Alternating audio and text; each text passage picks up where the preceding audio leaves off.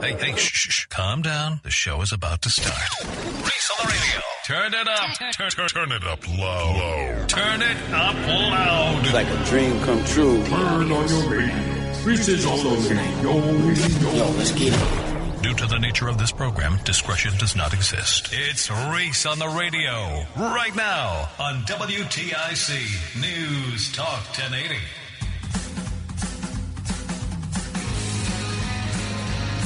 Black people!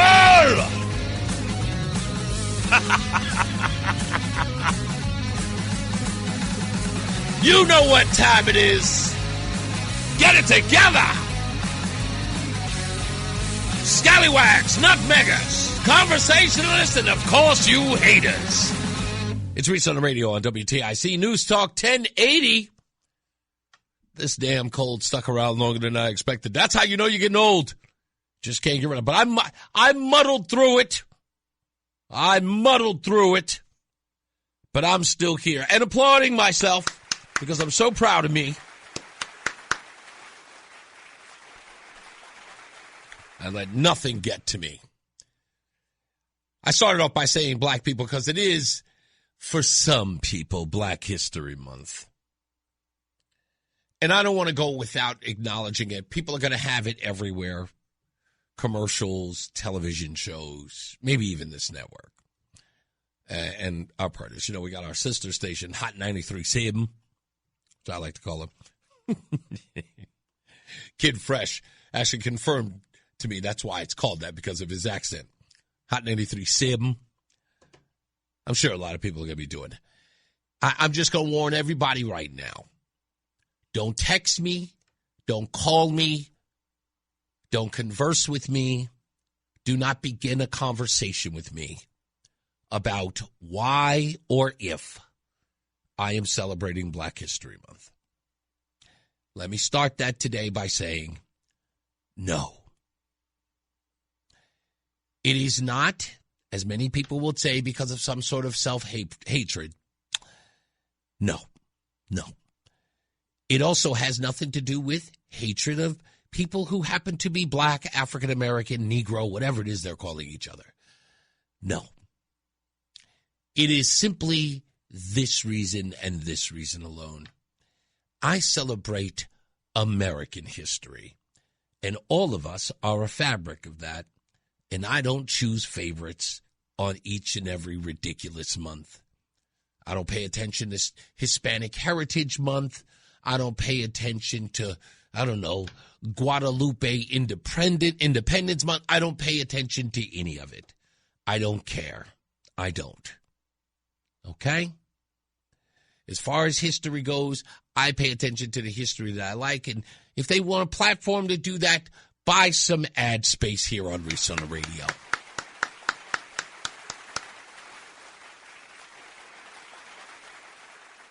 Agents are standing by. Sell anything you want. Kwanzaa cloths, kufis, whatever it is. The latest Jordans. I don't care. Sponsor the program. But I'm just not falling for the okie doke anymore. Don't care. Not bothering. And in fact, you shouldn't have to worry or care about whether or not I'm celebrating it. You celebrate it. What are you doing in the house? You lighting candles? Huh? You holding little seances in the house, having conversations about your ancestors? Whatever it is you're doing. You trying to connect with the spirit world? Do what you got to do. But please stop asking the rest of us to do the thing that you need to be doing. Okay? Gather your family together. Okay? Get in a circle. Do whatever it is you got to do. And celebrate Black History Month. But please stop asking everybody else to do it. I don't want to take away. It's like vegetarians telling everybody else that they can't eat meat. Stop telling me I'm supposed to celebrate it. I don't want to be your activist. Not interested. If you want to celebrate Black History Month, holler when you want to talk about Thomas Sowell. Holler when you want to talk about, Walter Williams. Holler when you want to talk about Shelby Steele. Holler at me when you want to talk about, Clarence Thomas. Holler at me when you want to talk about conservative black leaders, Larry Elder, any one of those guys. Whenever you want to talk about Black history, talk about men who have contributed to the advancement of African Americans in this country especially financially. And all four of those men have and are prominent leaders who should be discussed. So holler at me when you want to talk about them, okay? And I'm talking to black folks. Or, better yet, holler at me when you've read one of those gentlemen's books or stories. If the folks over at the Smithsonian for African American History can ignore Clarence Thomas, white folks ignore Clarence Thomas, the second African American Supreme Court justice, by responding, we can't tell everyone's story. But didn't bat an eye when Ketanji Brown Jackson became a Supreme Court justice. I don't want to hear any of your nonsense. Okay? So don't ask. And I don't give that crap about, well, I didn't hear when you said that, Reese. Tell your friends. Yeah, don't bother that Reese guy about that. He's not down. No, I'm not. I'm not. I've been black for 35 and 45 minutes, at least. Okay? And by the way, if you care so much about black history, you should be celebrating me. Where are the other black talk show hosts in Connecticut? Where are they? Anybody? I didn't think so. So if you're not celebrating me, not celebrating you. You should be running around here. All of those black leaders should be running to this program. Did you see the WTIC hired an African-American host in the afternoon drive? Yeah, we should be calling on. We should be coming on talking about things that are important to the African-American community. My phone has not rung once. Not rung at all. I've called them all. They won't return my phone calls. Haven't been on this program at all. So please don't ask me.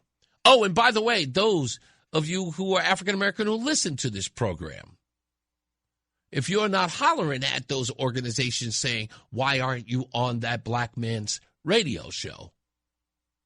If you're not doing that, I don't want to hear from you either.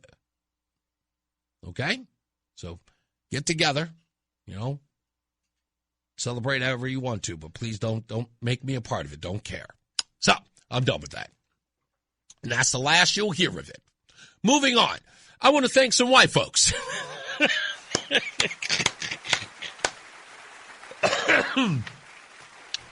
That'll hurt them. Anyway, I want to thank, Rodney over at the 10 Main Cafe in Delhi, who we found them in Bristol by accident. We were going out to a church, which I'll talk about them in a second. We were going out to church, and we thought the church began at 9 o'clock. And what do we know? Because it said it opened its doors at 9 o'clock. So we got into Bristol early. And when we found out that service didn't begin until 10:30, we had plenty of time to go grab something to eat. So right around the corner, we found this great place, 10 Main Cafe in Delhi. And we had breakfast there. Rodney's the owner. We met his wife, met his, I think his mother-in-law and father-in-law. His father-in-law was a great guy out of Jamaica Plains in Massachusetts, Boston. It's just Boston. Had a great conversation with them, Roseanne and I. That was fantastic. Their kids serve in the military. In fact, one of their children was on a aircraft carrier on active duty during the raid in Venezuela to get Maduro. And we thank their daughter for her service. And all of you. So, yeah, that was great. And Rodney, I want to propose this. If you're listening or if anybody who knows you, I want you to go to Rodney and say that I am going to ask that he get some Kaiser rolls. Now, they gave me a hard roll there, but I'm saying get some Kaiser rolls. Here's why. I've got an idea, okay? Not many people. Only one guy has done it for a little while. By the way, if you order it, just say that you want one. Between rounds, Jerry Puya will give you a bagel a peanut butter and jelly sandwich on a bagel. It's not officially called the Reese on the Radio, but it should be. Hint, hint, Jerry. Hint, hint. I'm sorry, did I mean hint, hint. But anyway, Rodney, back to you. I'm a big fan of the Kaiser roll. And when I was a kid, we would get a bacon, egg, and cheese on a Kaiser roll. And here is my idea, because you're from the old school. And when I mean old school, meaning, you're here in the Tri-State area, from the old school. Check this out. I got an idea. Kaiser roll with a bacon, egg, and cheese, right? Or a sauce and egg and cheese. And you call it, hear me out, call it the back in the day bacon, egg, and cheese. Back in the day sandwich. I'm brilliant at this. I'm applauding myself. I'm brilliant. The back in the day breakfast sandwich. That's all. Bacon, egg, and cheese on a Kaiser roll. You'd love it. Anyway, think about it. Holler at me. I don't want any credit. I don't want any proceeds, unless, of course, you feel like donating them. Please do that. Our good friends at Between Rounds, they do that all the time. They got the Becca, right? Theirs is a bacon, egg, and cheese. See? It's a brilliant idea. Anyway, moving on. I also want to thank the good folks at the Bridge Community Church in Bristol. We went to a service there on Sunday. We will be going back. It was a great service, singing, fantastic. The community, brilliant. I showed up in a suit, obviously overdressed, 6'3", bald man standing in the pews. Was clearly odd to a lot of people there. It was like, who brought their lawyer? I don't know, but I was standing there. Roseanne and I were dressed to the nines to go to service, but everybody else was there in jeans and hanging out. I didn't know that it was just a casual place.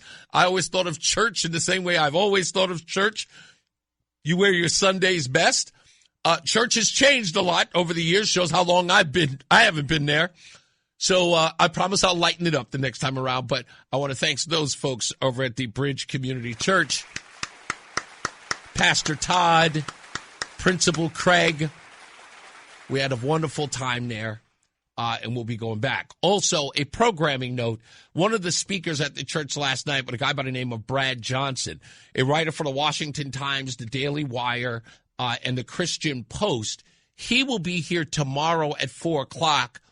He is bringing attention nationally to the genocide that's happening in Nigeria, the killings of Christians there. You guys have known all about that in the news. Well, Brad is in Washington talking to some of the Congress about getting more and more support of Christian Nigerians in northern Nigeria to stop the slayings that are going on. So Brad will be here tomorrow to talk about that, and we thank him because he was also at the church, and I got to stop him, so he'll be here live in studio. We'll talk to him about all of that. And that's pretty much it. So I got everybody, right? So 10 Main Cafe, Bridge Community, Brad Johnson, and that's it. Also, I want to thank everybody who have been sharing my post online, especially on Facebook. Not so much on X, but all the people who have been sharing this stuff and commenting on it. It has turned into a bunch of arguments and debates. At least they have been peaceful in the last weekend. There's not the screaming and hollering, people calling each other the B words and threatening each other to fight, that kind of stuff. Not that it isn't tolerated, but once I start to see that happen, I'll just delete the post so that these people won't do that. I don't like seeing it. I don't like hearing people get threatened or people cursing at each other. It's unnecessary. The dialogue has gotten too ridiculous in that regard. Now, speaking of which, I want to make this point. And that is, folks, virtual signaling is a dead art. It's like Latin. And I know that people are still doing it, but stop. No one cares that you think you are on the right side of history or on the right side of an issue. There are no prizes at the end of your opinion. Do you understand that? Your point of view and your belief, there's nothing to win at the end at all. You are far too serious on the virtue signaling. You're better than no one.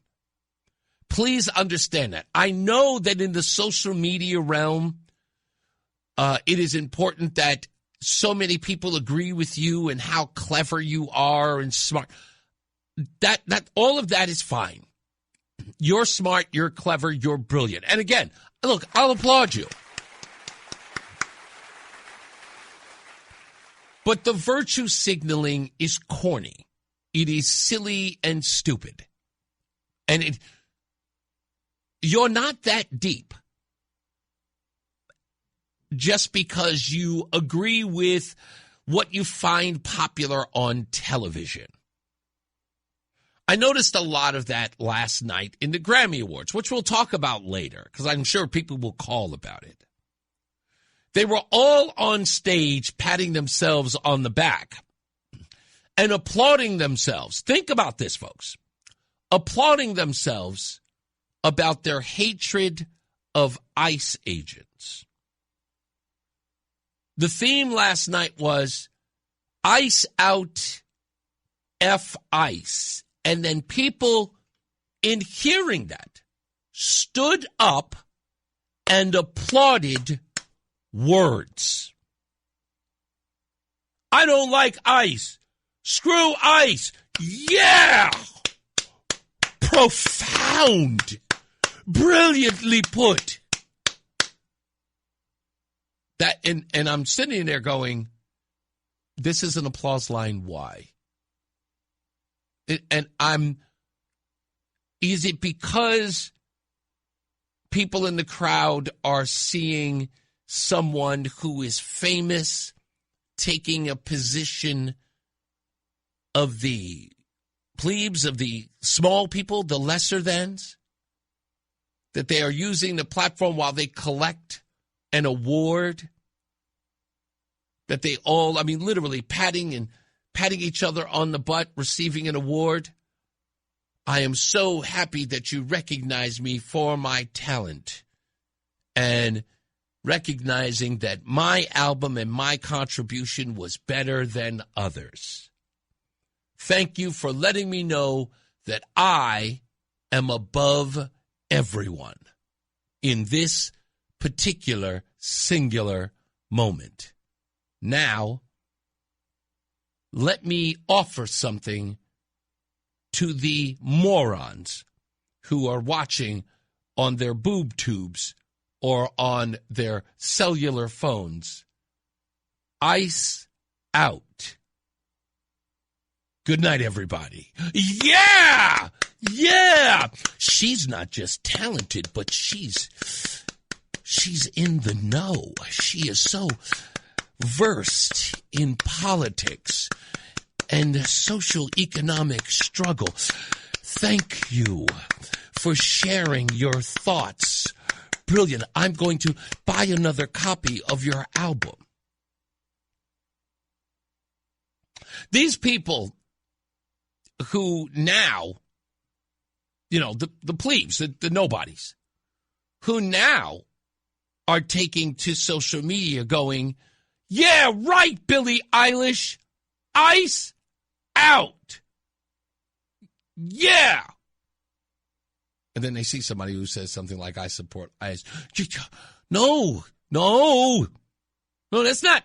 No, you're not. No.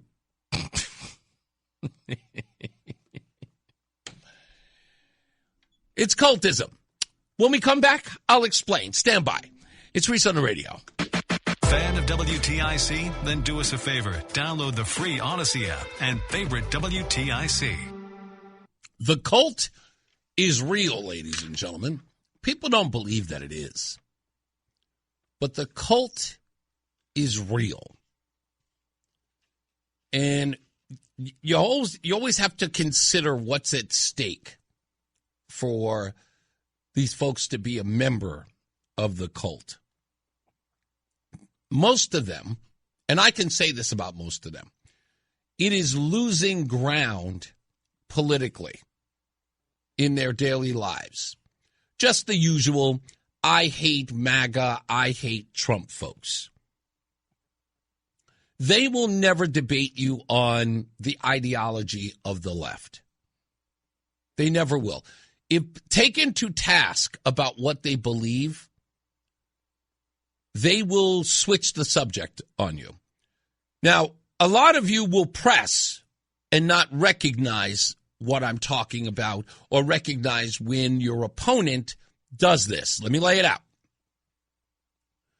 Because I'll explain the cult followers in a second.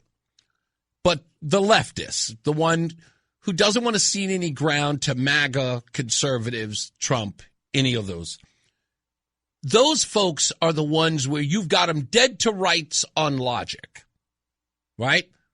Where you could say, okay, I know you accept people who wish to mutilate their children for gender-affirming care, but your child, would you want a teacher making that decision with your child without your consent?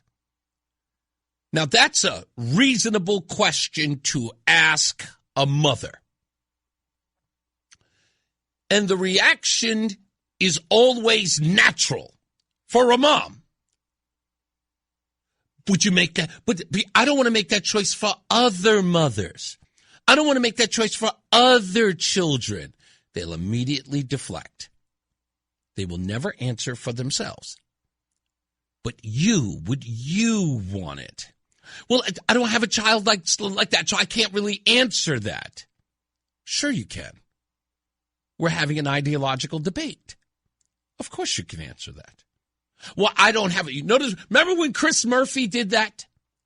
Well, I don't have any girls. I have sons. That's when you know you got them dead to rights. You can back away.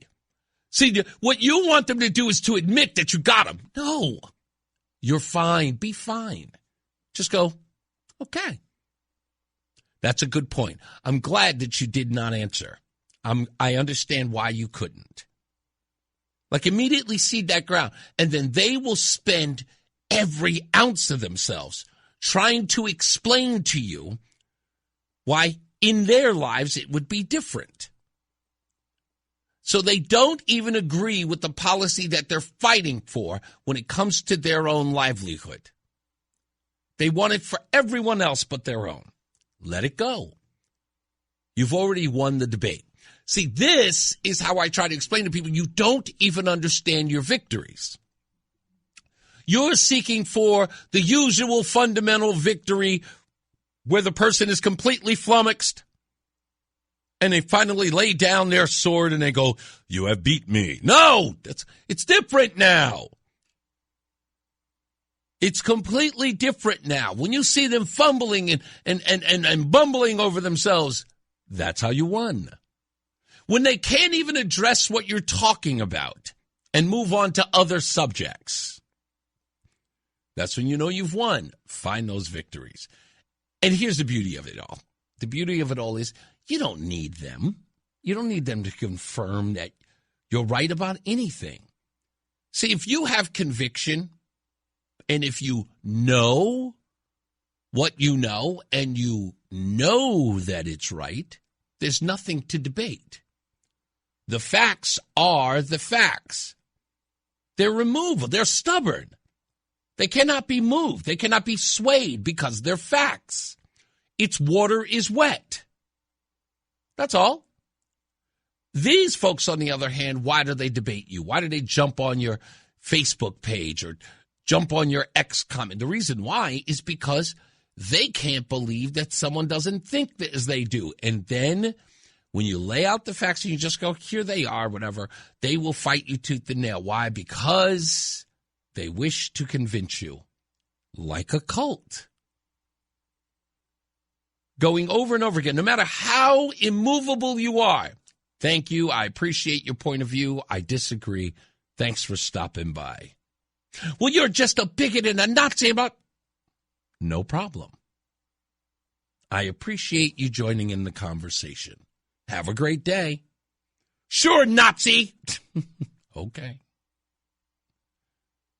That's how the cult operates. Most cults teach their members to view non-members as spiritually inferior, demonic, or lost, creating an us versus them bubble that keeps people loyal. Outsiders get demonized in doctrine or in private teachings, like those people are corrupt. They avoid contact with you usually. They tell you, right? I would never, converse with a MAGA person or a Republican. Don't buy my products or see my movies. But what's really, really, really the description of a cult, it's not how they treat the people who won't join them. It's about how they treat the people who left them. They get the worst of it. Those people, they get the ire, they get destroyed, they get a mistreatment you don't understand. When that person has the wake-up call and says, I just couldn't do it anymore, boy, do the knives come out then.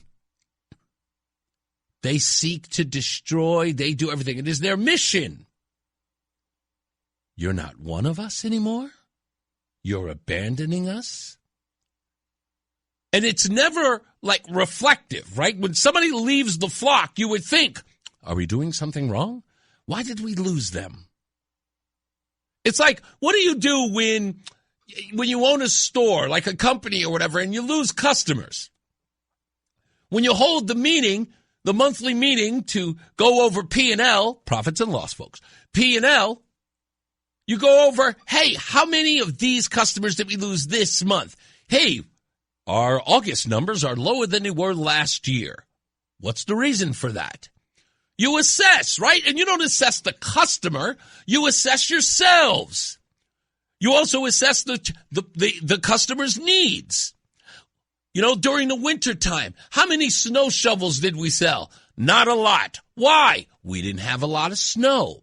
Did we have a lot of inventory in the stock room? Yes, we did. Okay, that makes sense. We spent a lot of money for a product that we weren't going to sell because we had a low.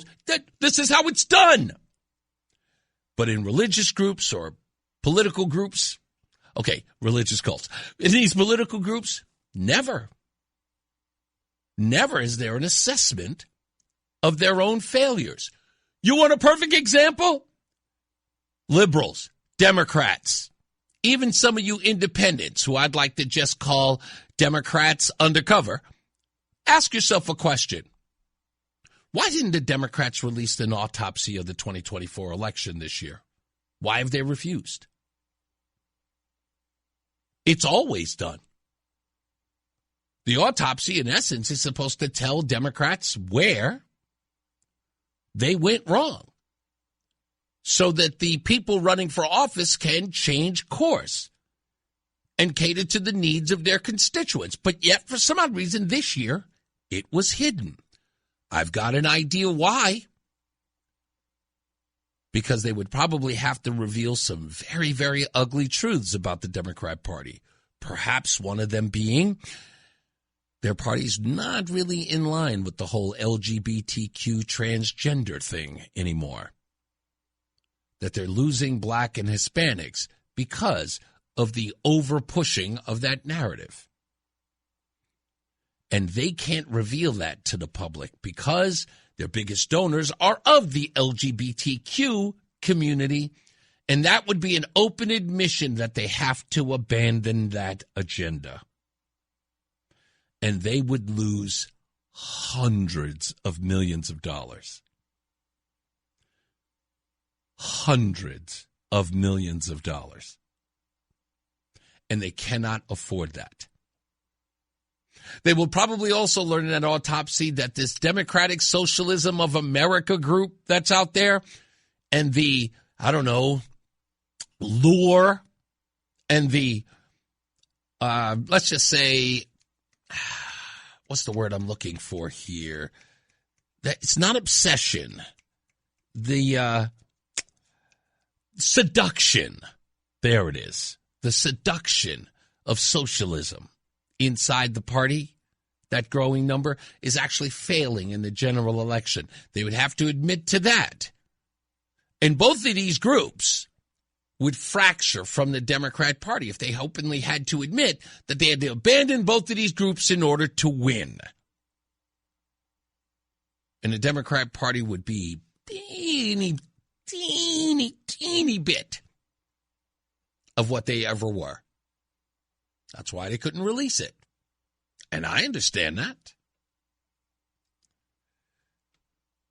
But when you're a part of the cult, you can't. You cannot defect because they will shun you. And the transgender LGBTQ community and the Democratic Socialists, oh, vicious are they. And I'm pretty sure they know all the trade secrets and where all the bodies are buried. So they can't afford to upset that cart. We'll come back. We got more news and more views. I got plenty of stuff. And we got Ryan Fazio coming up at 5 o'clock. I'll tell you about that in a bit when we return. It's Reese on the Radio. It's Reese on the Radio on NewsTalk 1080 WTIC. That's what I get. I got all this stuff going on here as well. Linda Sinkowitz just sent me an email. Linda, I will definitely post that in the top of the hour break.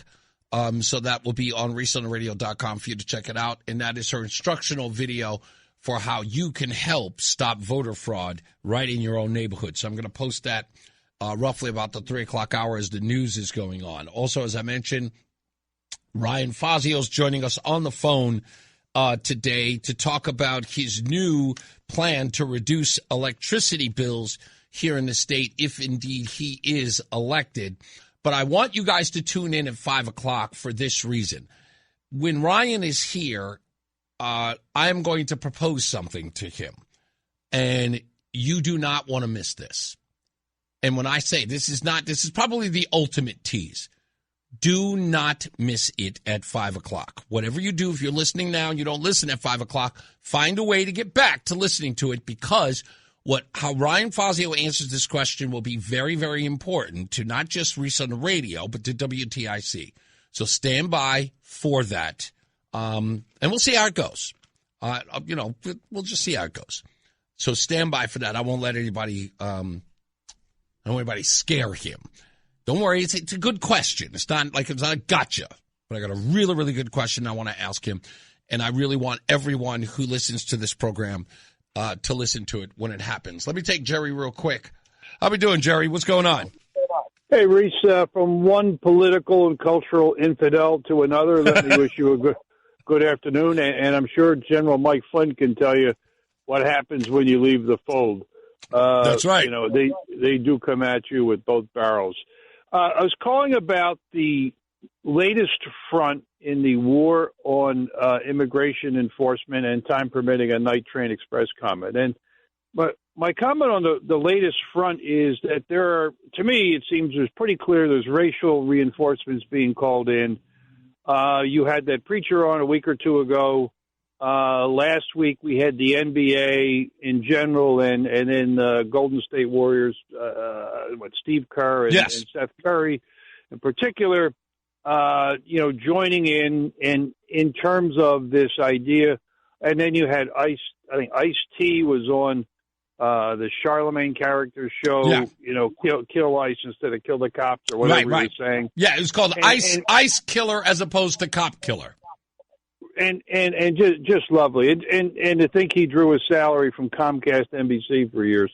Playing a cop.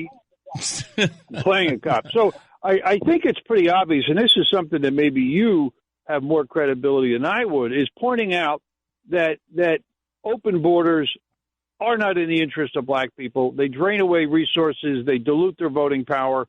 And this is just a play on the part of the Democrat Party.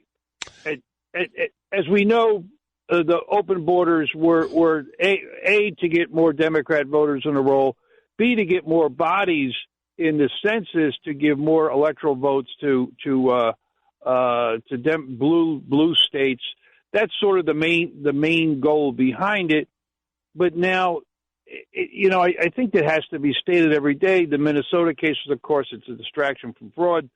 And maybe there's a China, as you said, Bill O'Reilly went into the China thing. But I do think it's really important to very directly confront the idea that, let's say during Black History Month, all black people should be opposed to immigration enforcement because they never quite give you the clear answer. They mumble.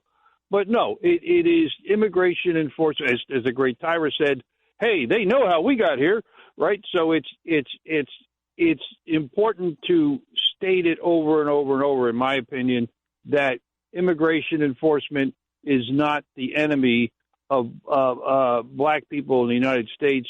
In fact, the lack of immigration enforcement is the enemy of black people. Indeed. Jerry, I'm going to answer you. I'm going to let you go, but I'm going to answer you. So stand by while I do that. I appreciate you. Let me respond to what Jerry just said in the most, I guess, Reese on the radio way that I can. The black vote is an ignorant one. It's just a fact. And the Democrat Party knows it. And the black vote will do anything to appease it. At least those that show up. But it is an incredibly ignorant vote. It does not vote for the issues. It votes for the letter behind the individual's name. Pete Buttigieg notwithstanding. He couldn't get a black vote if he came out with a mixtape. But the bottom line is that it is an ignorant vote. The people who they send out, and the Democrat Party is very crafty in this, in telling black folks that they are ignorant and dumb and don't know any better. It uses platitudes like oppression. You're oppressed. You can't get anywhere. You're a victim.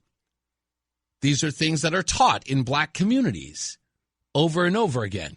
It is an echo chamber of nonsense. And they use that ignorance wherever they can. And until they decide they don't want to be ignorant anymore, that will always be the case. But black folks, if you want to prove me otherwise, have at it. The number is 860-522-WTIC, 860-522-9842.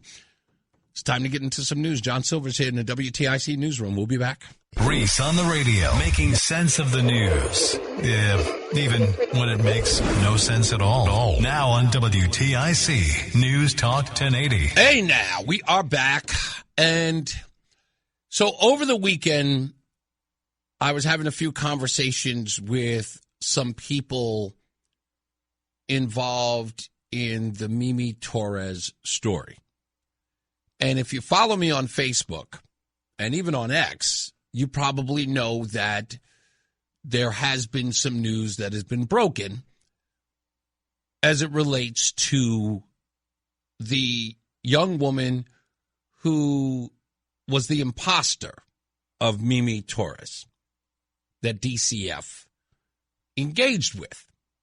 So for those of you who have missed this story, been under a rock, totally understand. You may have forgotten a lot about this story, but excuse me, Jacqueline Mimi Torres was an 11-year-old girl who died of starvation and abuse by the hands of her mother, Carla.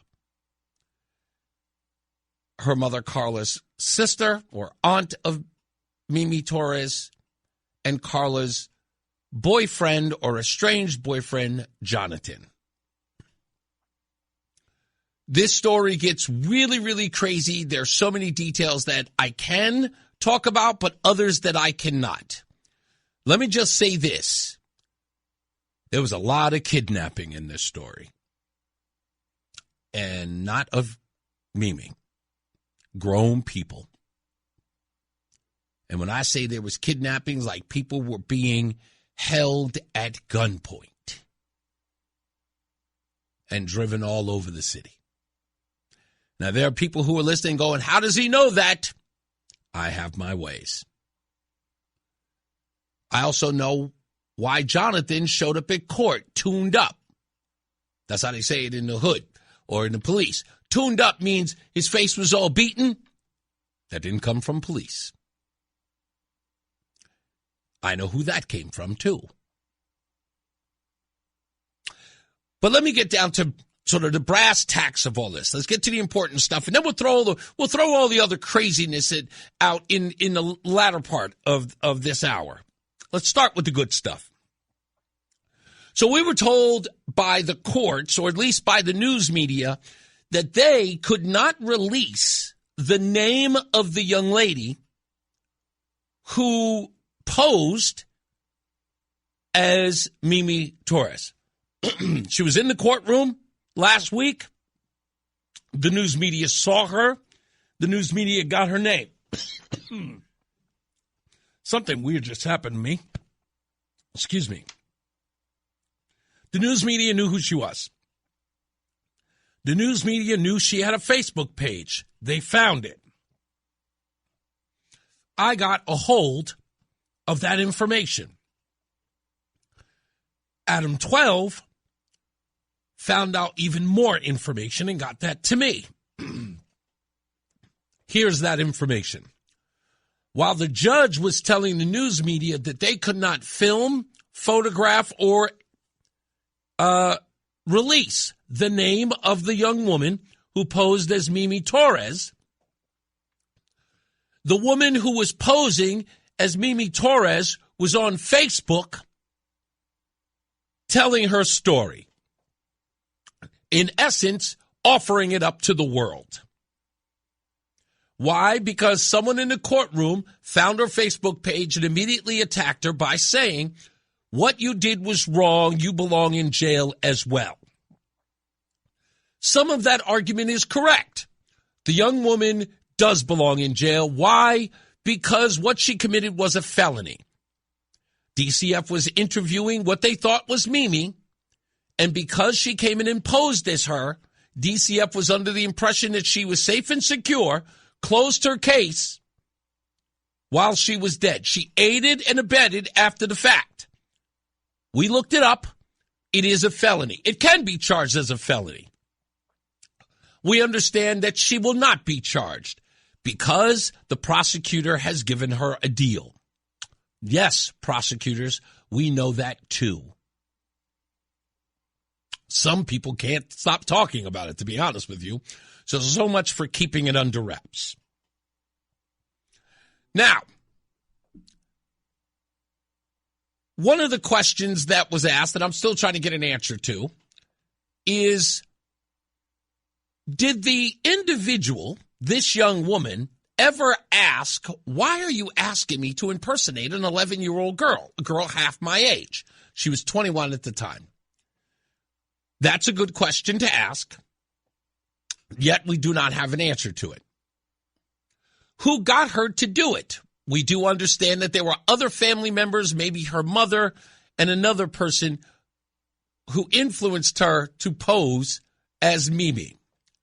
Let me explain this to you. It is alleged that the individuals who asked this young lady to pose as Mimi, it is alleged that those individuals knew Mimi was dead. That is the allegation, is that the individuals who had this young lady pretend to be Mimi were already aware of Mimi's condition or lack thereof. Also, we know that the individual posing as Mimi did so successfully by doing two things. You're going to all have to sit down for this one. A 10-year veteran of the DCF did a video conference with a woman she thought was an 11-year-old girl. How the 21-year-old girl pulled it off was this. I simply lightened my voice and put my hair in pigtails. The DCF officer or the agent asked, how is it in Virginia? And are you making any friends? There was nothing like of an investigation, if you will, ever done. Not like prove who you are, what's your social security number, nothing along those lines. Not that Mimi would know those numbers, but you know the deal. Nothing, at least like an investigation into making sure that this person was the person. It was very lighthearted and very short. Hey, hi, Mimi, how are you? Fine. Okay, you enjoying yourselves in Virginia? Yes.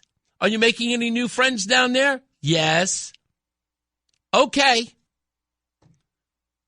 That video conference was led to believe by the agent taking place in a town called Hampton, Virginia. It was in Connecticut.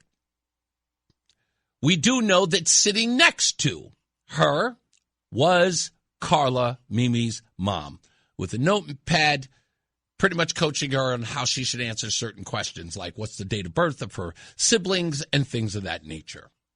She had that all in the ready. So in the event that she got stumped, she had something to go on. But the investigation never went that far. Turns out DCF just looked at the girl and said, okay, we buy it. Pigtails and light voices. That's where we are. That's how we got there. I might as well get into the dirty stuff. Police did not find the body. We know that. The whereabouts of Mimi happened because certain individuals coerced the information out of individuals. First, the mother, who did not help. Then the boyfriend, who did. There are a lot of lies going on by certain individuals who have been featured in the news media. I'm not going to say any names, WFSB.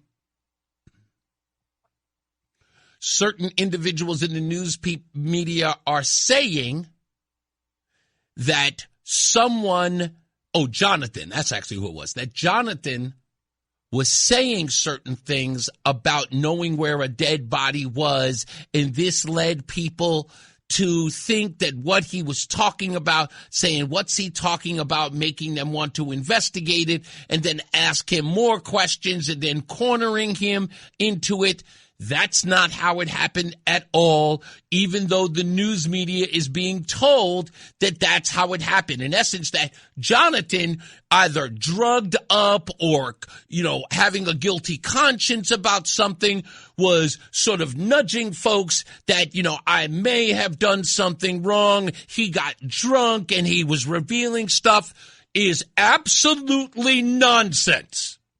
All of it. That is not how it happened, but there were certain individuals who were telling that story to the news media. And you might be asking yourself, why would they offer that up? Well, Reese on the radio is going to tell you.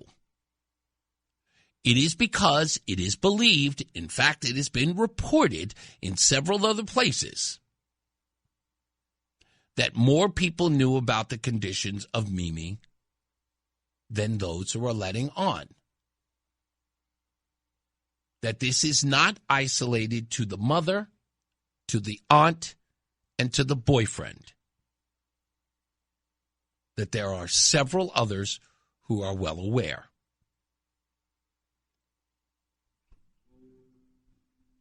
The investigation continues. I know that there are some people who want nothing to do with what I'm revealing here now, but I'm telling you that this is not as cut and dry as what Len Bestoff is reporting. And nothing against the guy. But Len is getting stories from the courtroom and from the police. These stories are coming directly from individuals who know people in the hood, which is why, and I'm going to say this to NBC, WTNH, and everybody else, get in the street.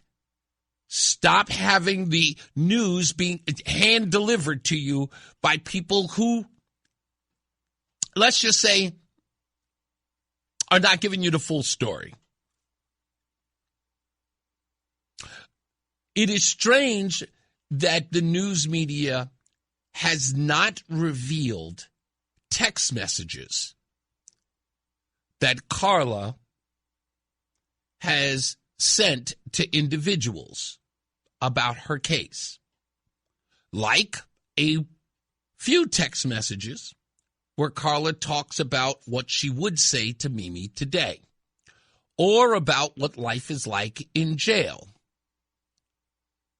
or her telling people to tell another individual to delete the text messages that she is exchanging with another person.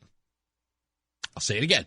Carla, in text messages that were released, is Carla, Mimi's mom, telling a person to tell another person to delete their text exchanges while they are in jail, while she is in jail.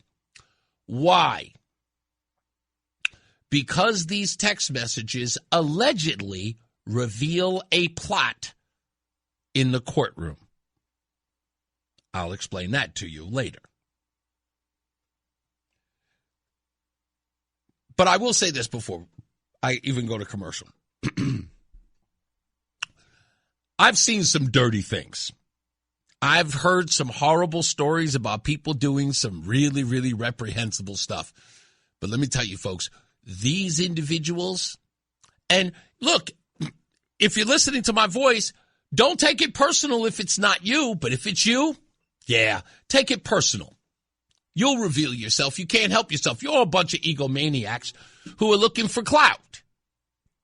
You have to make it about you. So if you feel like I'm talking about you and, you want to get froggy, get froggy. But the bottom line is that the people who are involved in this are absolute scum. I mean, the worst kind of scum. Because I've seen these people on camera. Fake tears, crying, for some odd reason seem to know everything. Yeah, I was there. Yeah, I knew them. Yeah, sometimes they did this and they said, I watched all the videos of people coming up and all of a sudden they know everything. Knew nothing for a whole year. Baby missing. Nobody's running around.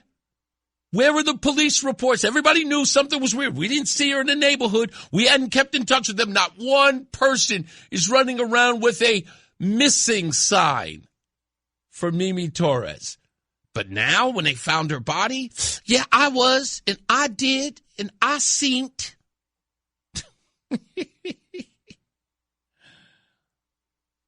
I'm trying to figure it out. Like, how does somebody not look at you as scum? We're doing our best to get the imposter on the program.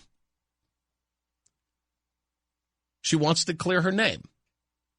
She wants to do everything she can to clear her name because she is shouting on Facebook. I think she just deleted her Facebook page, I think the day before yesterday, maybe Saturday or Sunday. It's got to be Saturday.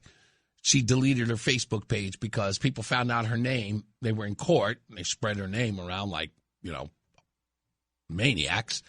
People found her on Facebook, and they were just going after her. You're a horrible person. How could you do this? How could you not ask us? She wants to clear her name. Well, I sent word out that said, hey, if she wants to clear her name, we'd love to have her here in the studio to talk about it.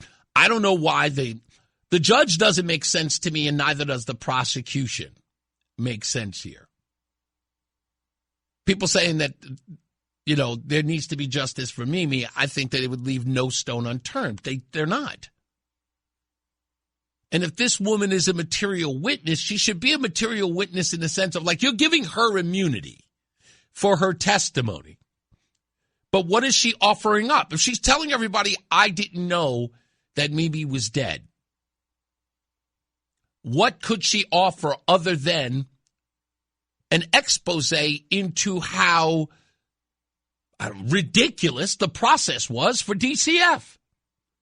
I mean, if I'm going to hold her over for anything, it's an investigation in the DCF on how this 21-year-old, just gave birth young woman was able to convince a DCF agent who was assigned to Mimi Torres how she was able to pull the wool over her eyes. She would be a material witness in that, but yet we're going to have we're literally giving her immunity for something she adds no value to. She can't point anybody out. The person who assisted her, or the person who gave her the information on how she could dupe DCF was Carla.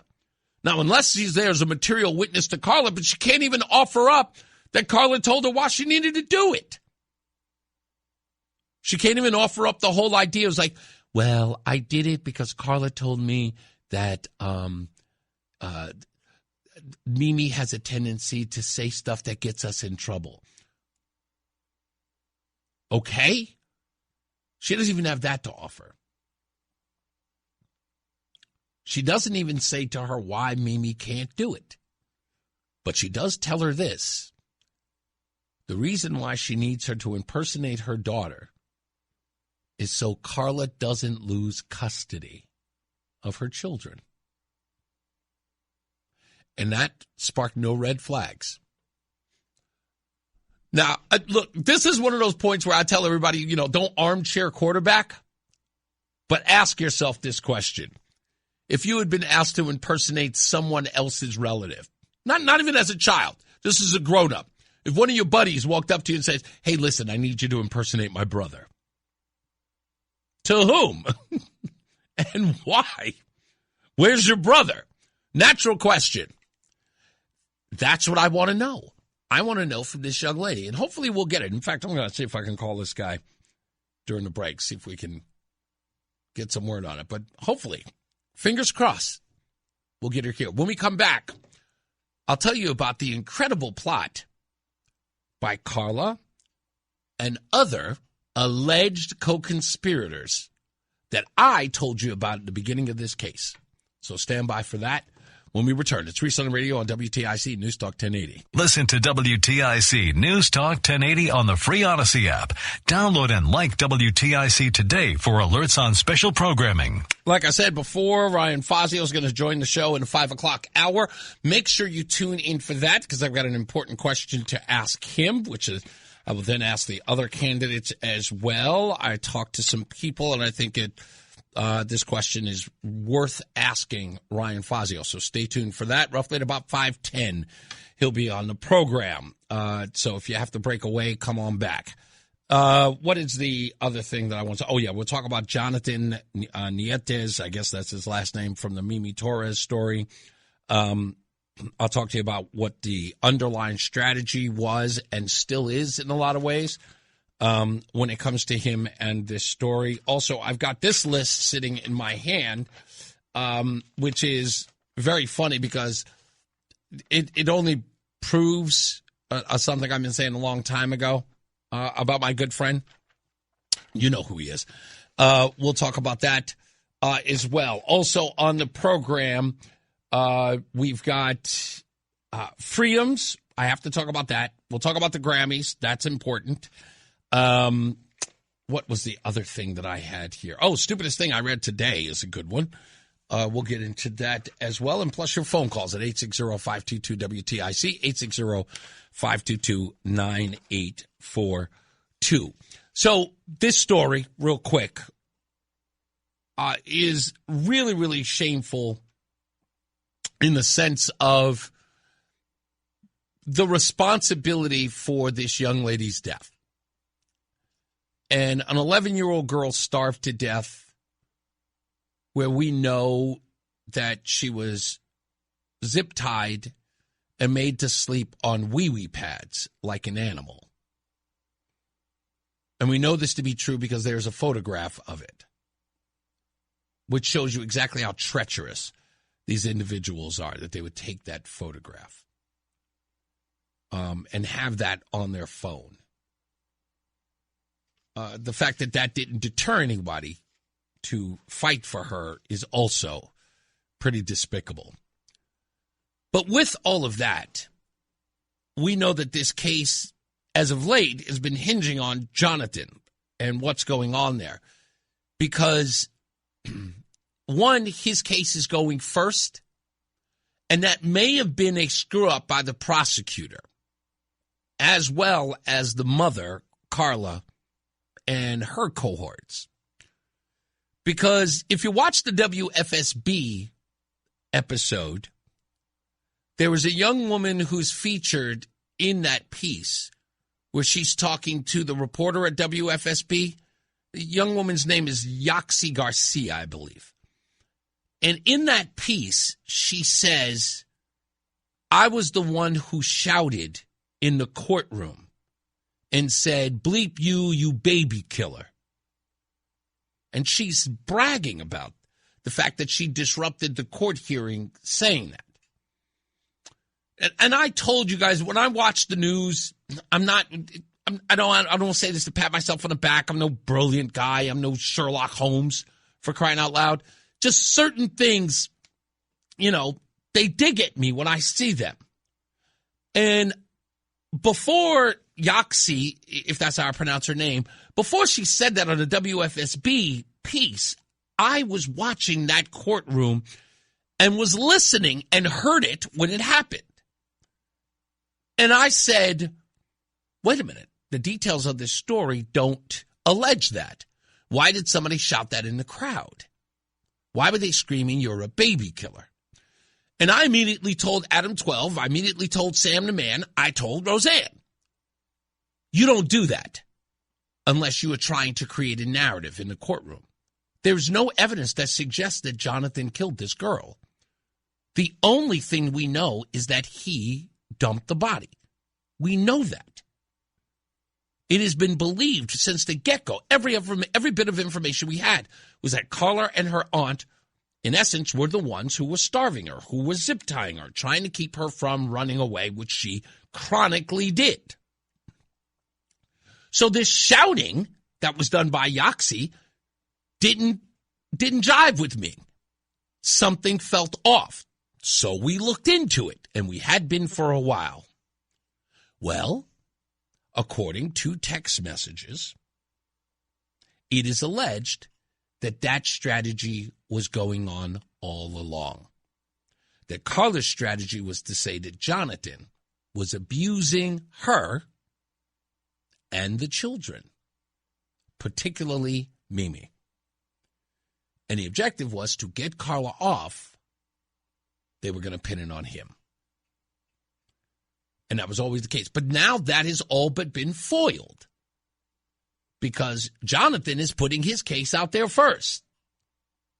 The prosecutor really doesn't have a leg to stand on unless, of course, they can. And Jonatan has pretty much given up the goods. He has openly admitted, no way did I do this. And yes, I was told it was done. And yes, I tried to perform CPR. And he has the Miranda or Connecticut versus Miranda case that may get him limited time. In essence, he won't be charged with murder.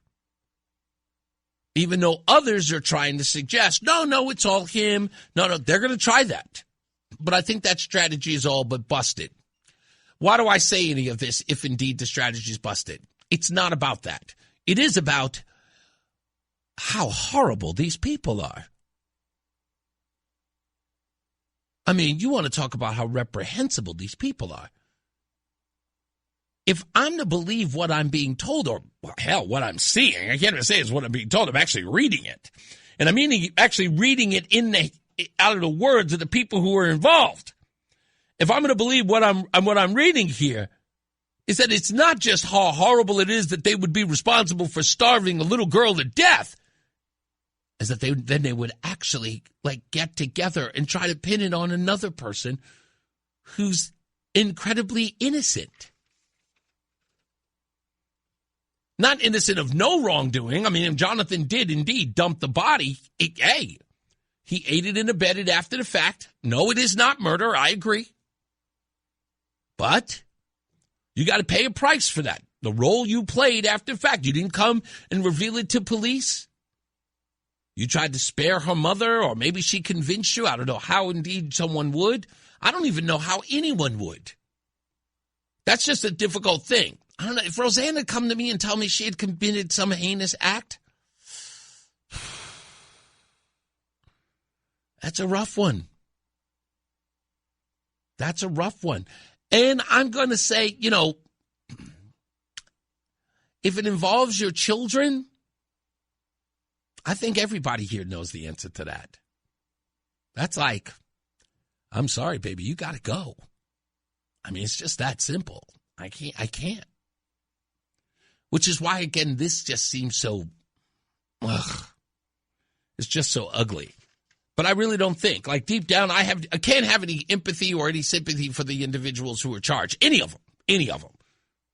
Jonatan, at that moment when he realizes that she's dead, he tries to give her CPR. If all of that is true, and at that one moment where you can say, I've got to call the police, or we've got to call somebody. Once you don't do that and you go in the other direction and let's scoop up the body. Whoop, wrong side of this one. And that way, and on that, you got to go. Now, you can't be charged. I'm still sitting up here saying you can't charge him for the crazy stuff. Right? Clearly, if indeed he's telling the truth, he didn't know anything about her dying. If he knew about the torture, and the torture is that she's being zip-tied, you might have to get him for that too. Because he did nothing to help that child. She's an 11-year-old child. If you are not down there fighting for that, especially as a member of the family and the patriarch of that family, and you don't protect that little girl from being zip-tied, and you don't step up and be like, and you know DCF is showing up. You know the police is showing up, and you're like, which again just goes to the nature of all of this. It's like there's not one person who finds it within them to do the right thing. Like you see this, you look at that little girl, you see that picture, the smile on her face, and not one person said to themselves, do the right thing. Worse off than that, how about this? She used to be happy with her grandparents. And someone was angry enough, jealous enough, and spiteful enough to drag her out of a home she had been since childhood, which, by the way, runs right into this whole nonsense about the only place these immigrants have known defense. Here's a little girl, not that she was an immigrant, but you know my meaning. Here is a little girl who was with that family since the time she was a baby.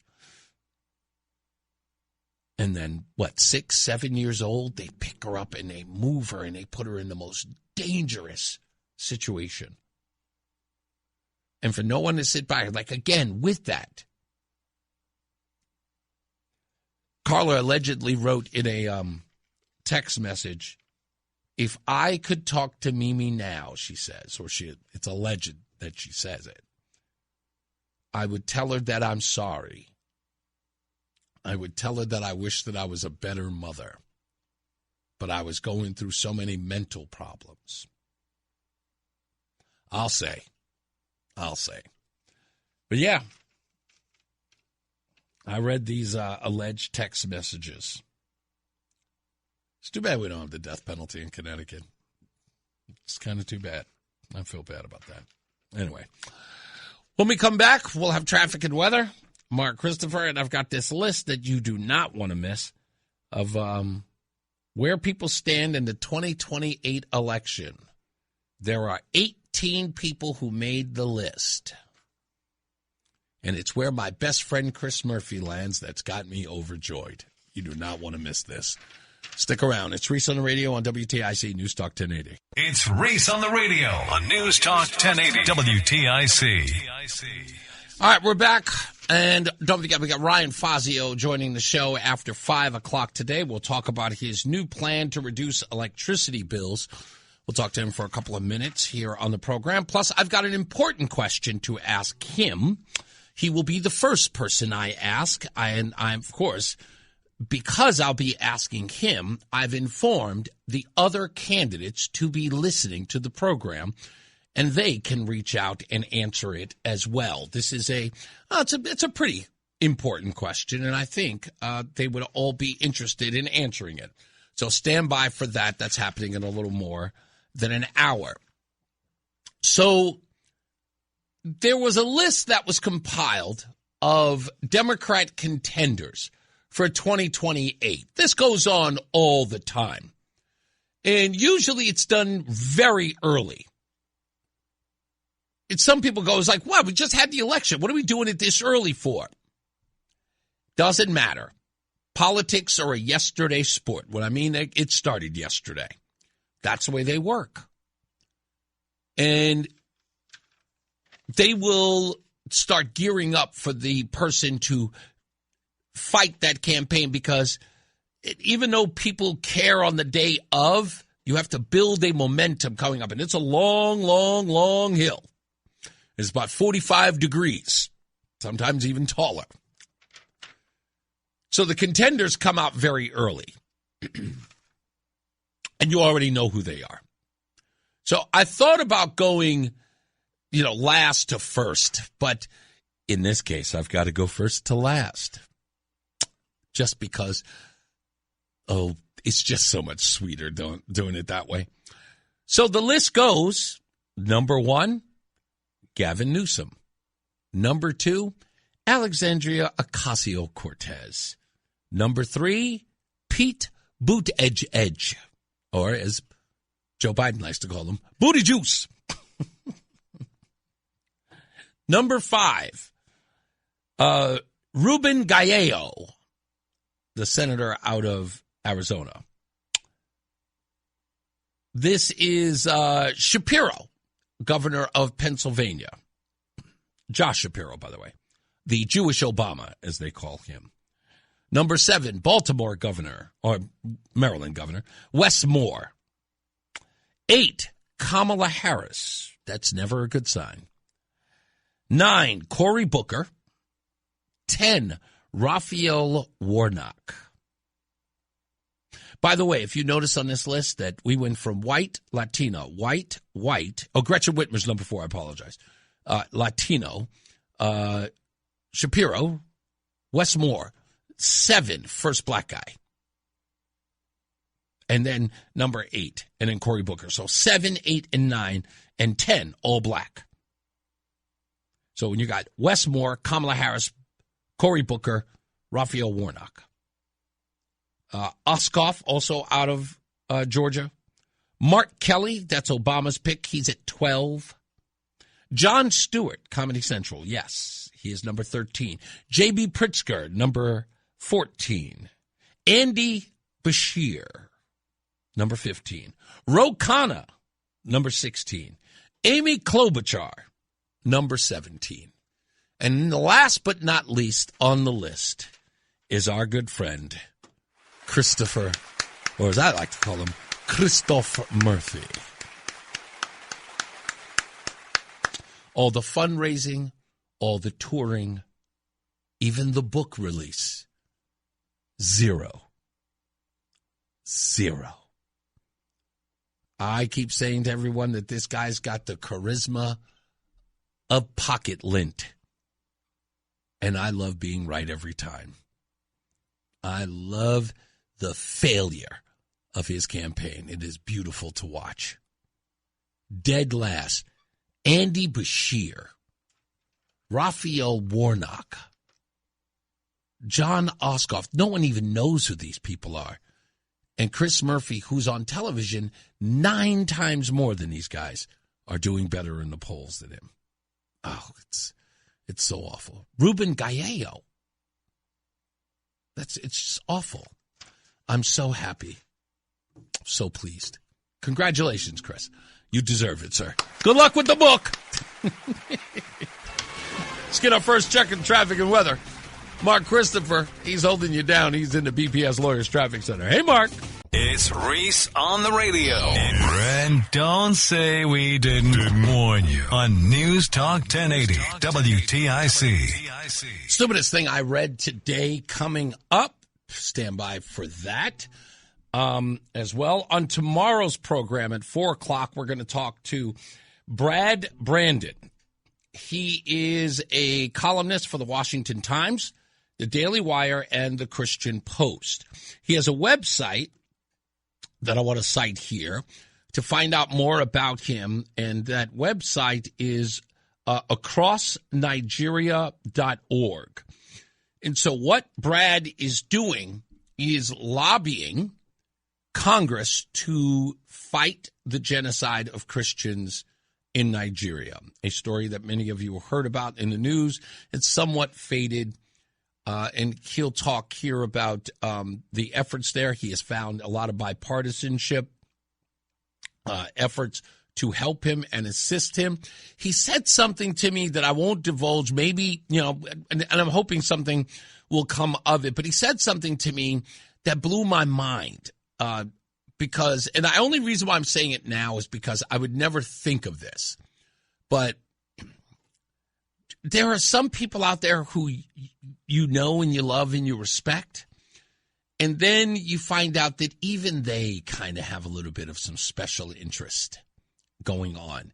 And I was surprised at one of the guys he mentioned yesterday. It blew my mind. I know he said, it was like, why bring it up if you're not going to tell us?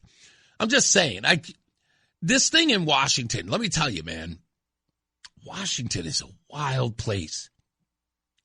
And I knew it when I moved there in 2012. I knew it. There was something about that place. I was just saying to myself, I'm from New York and nobody acts like this. Washington is crazy. It's dirty. And when I say dirty, it's like vile, vicious, and crazy. The way these people talk and demand stuff. I've never seen, I've been around Hollywood actors and actresses and people in the music industry. Never liked the people in Washington. Boy, they treat you like nothing. It's just wild. But anyway, so goes it. Anyway, let's get another check of weather and traffic. Did we make sure he's there? I'm sure he's there. Let's get to a Mark Christopher. He's in the BPS Lawyers Traffic Center. It's Reese on the radio on News Talk 1080 WTIC.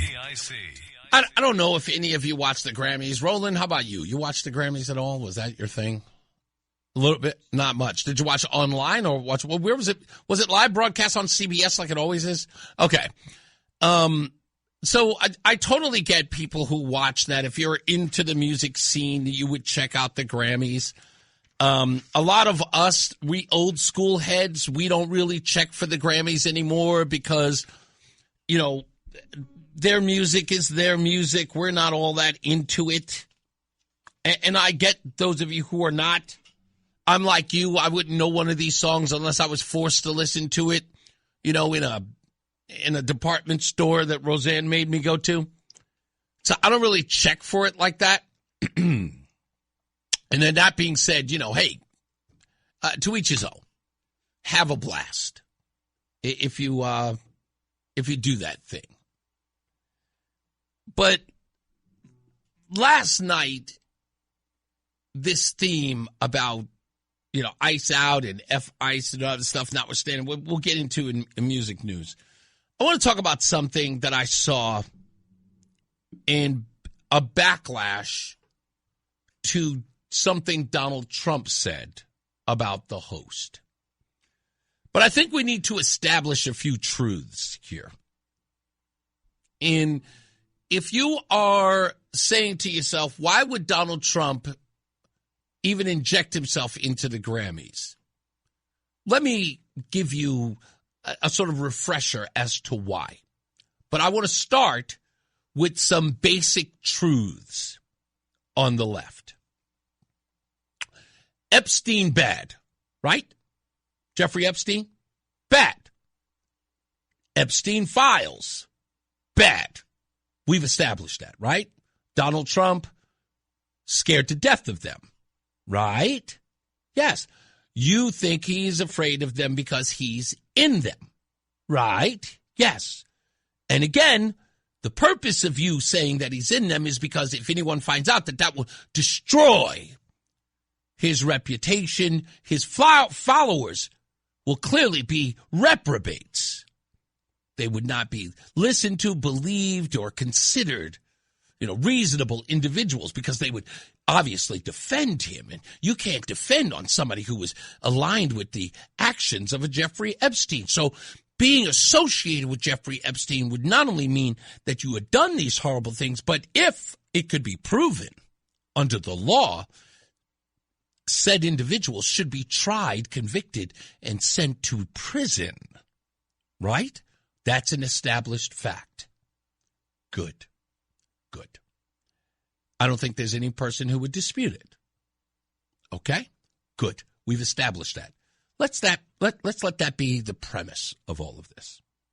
Now let's work our way down.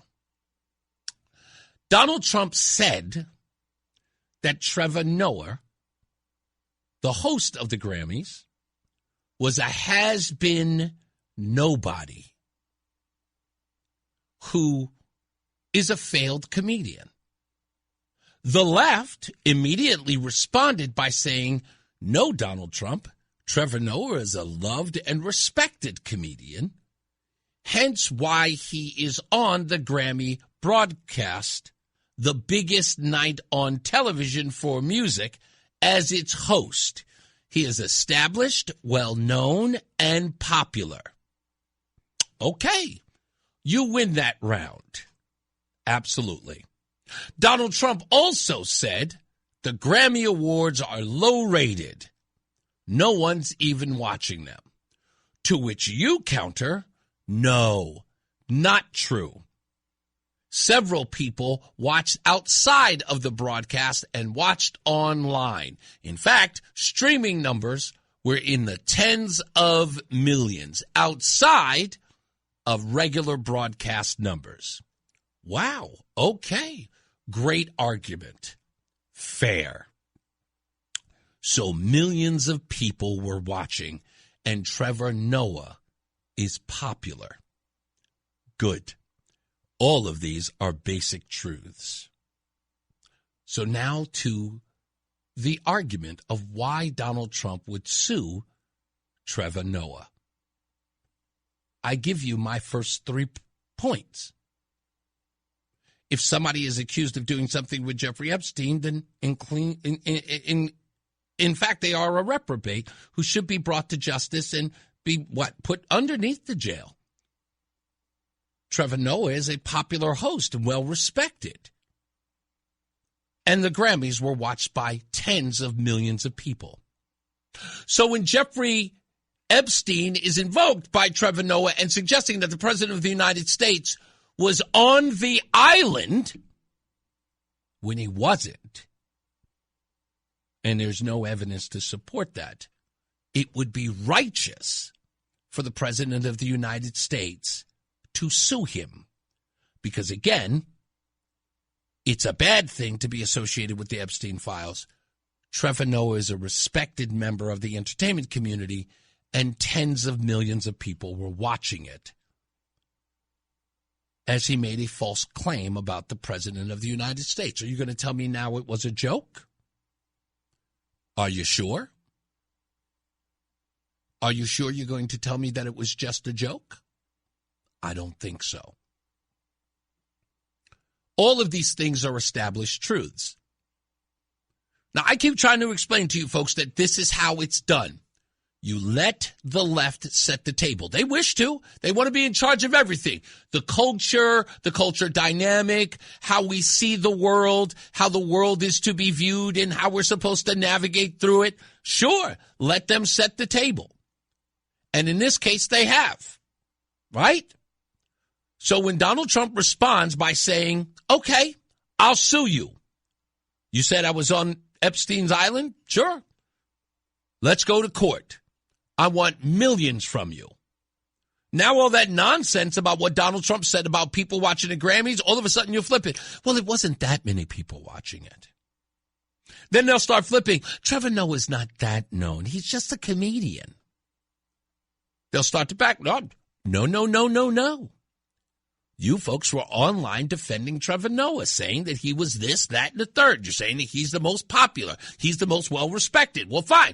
If he's well-respected and world-renowned, and the Grammys were watched by tens of millions of dollars, then it's fair to say that the president's name was indeed slandered. He was accused of a crime that he did not commit. And now, by the way, something that you've all been alleging for the longest, right? Because that's what you're saying on the news media. Donald Trump is distracting with Venezuela because of the Epstein files.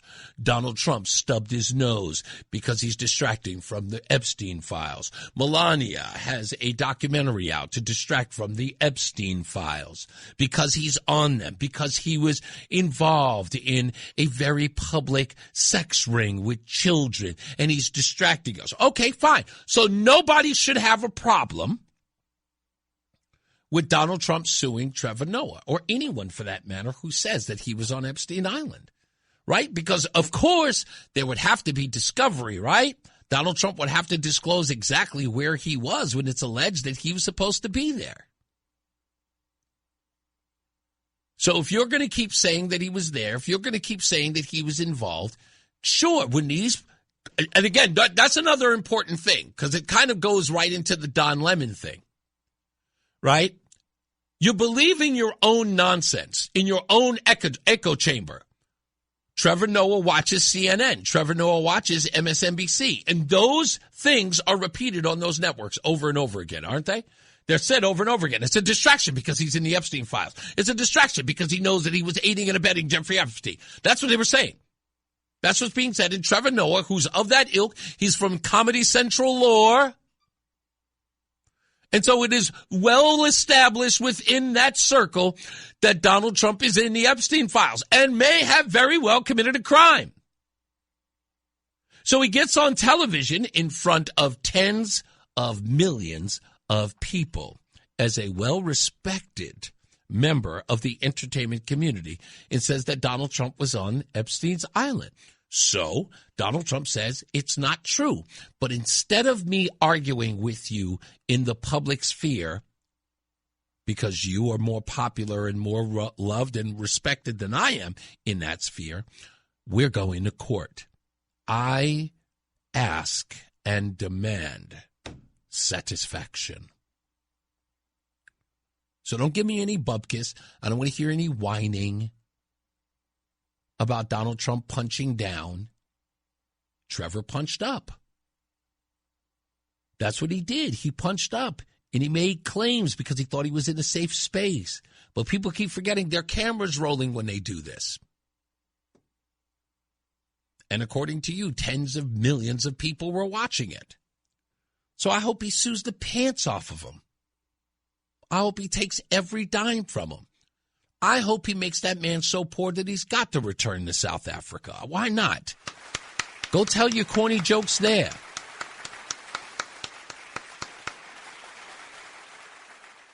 I want Donald Trump to sue him so badly that he takes all of his Grammy money, all of it, that he has to work in perpetuity at the Grammys every year. Trevor Noah telling more jokes to pay off Donald Trump.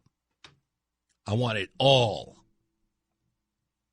Or Trevor Noah go out in public and say there's absolutely no truth to any of the comments that I made. That's what I would do. I'd shame him. I would do it a different way, though.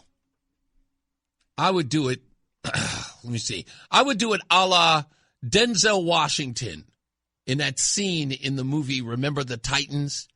Remember what he says to Bashir, the white kid who ends up being best friends with Wood Harris's character.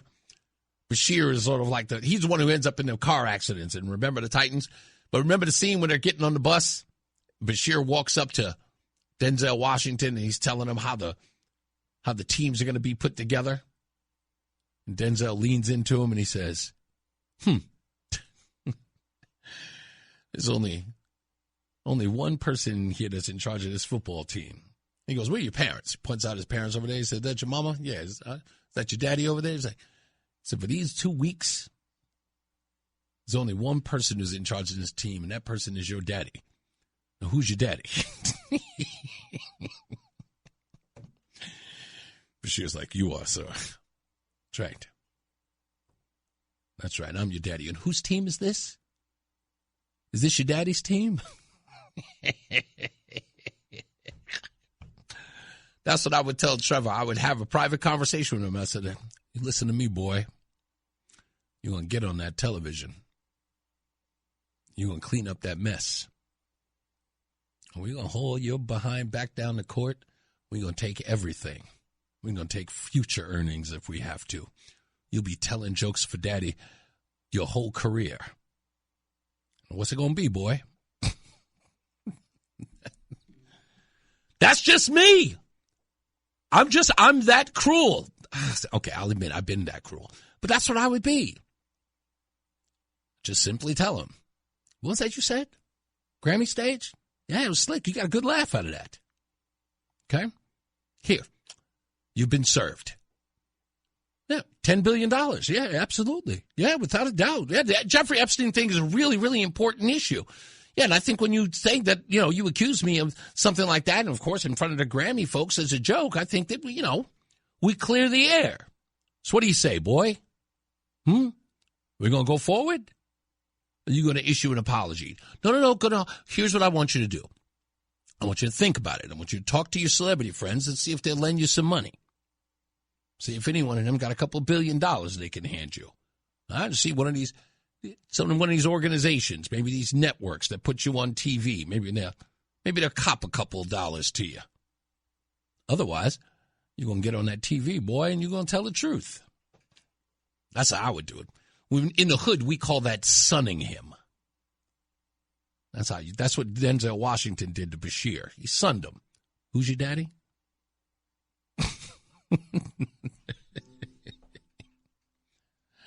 Takes a special kind of person to do that. A lot of people can't. Donald Trump can do that. I don't think he would. Don't get me wrong. I don't think he would. But I would. And make him go out there, tell the world. I would love to tell Donald Trump I am sorry. I disrespected him. And I was wrong. I wish to apologize to my daddy.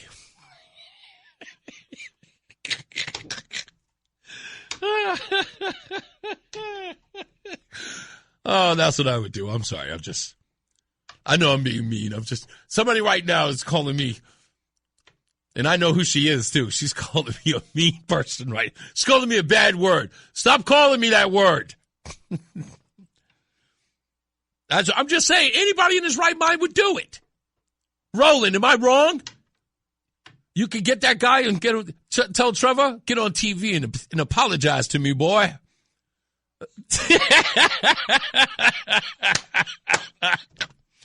You get on that TV tomorrow. You tell him you made a mistake, boy. You hear me? Yes, Daddy.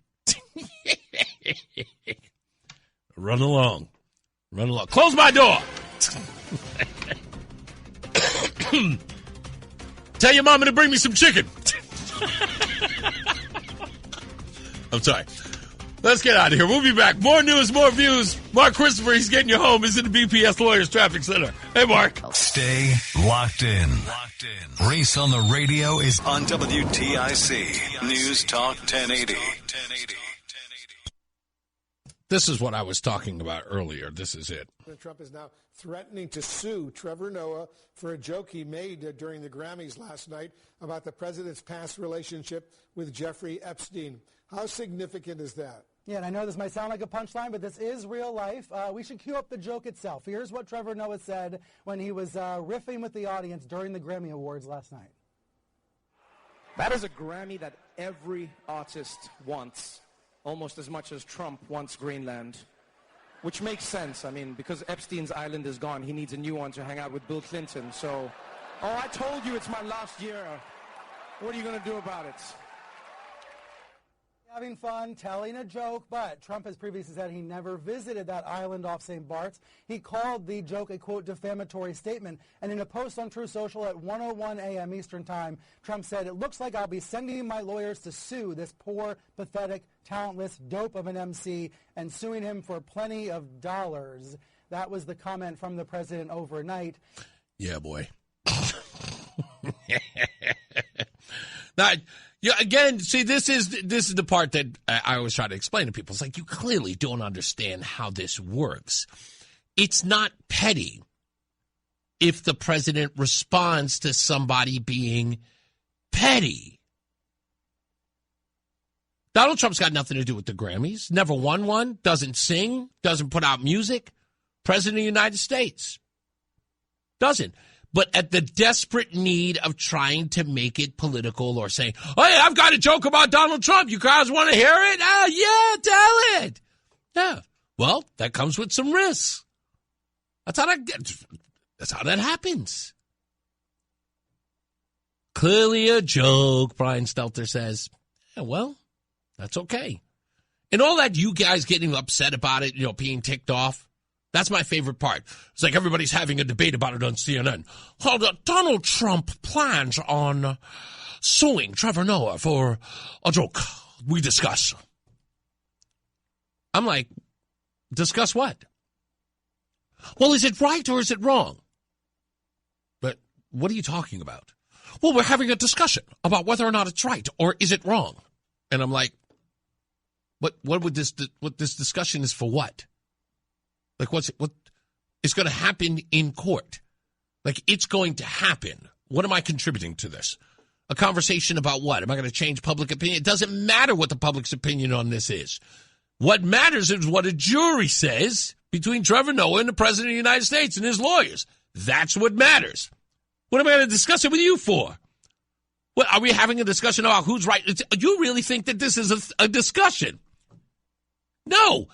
I am going to sit back and eat my popcorn and watch this court case. And I'll watch Trevor Noah drag his behind in there for saying something that he shouldn't have said, no reason for it. And then cop a plea, like Don Lemon. Just like Don Lemon, which, by the way, I'll also get into in a minute.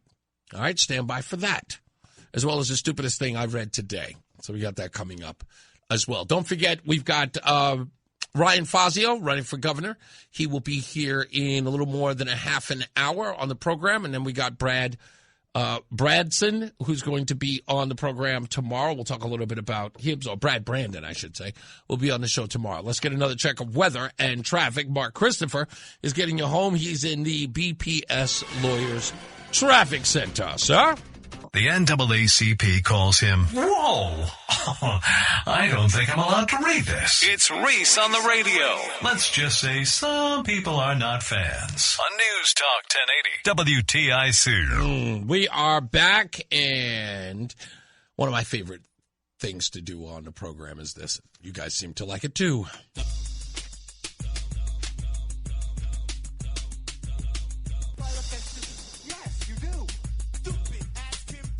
Very well be the stupidest person on the face of the earth. Stupidest thing I've read today is an oldie but goodie. A 33-year-old Darren was found slumped in the hallway of his house, bleeding from stab wounds to his chest. Police initially assumed that an assailant had attacked him, that someone had broken into his home.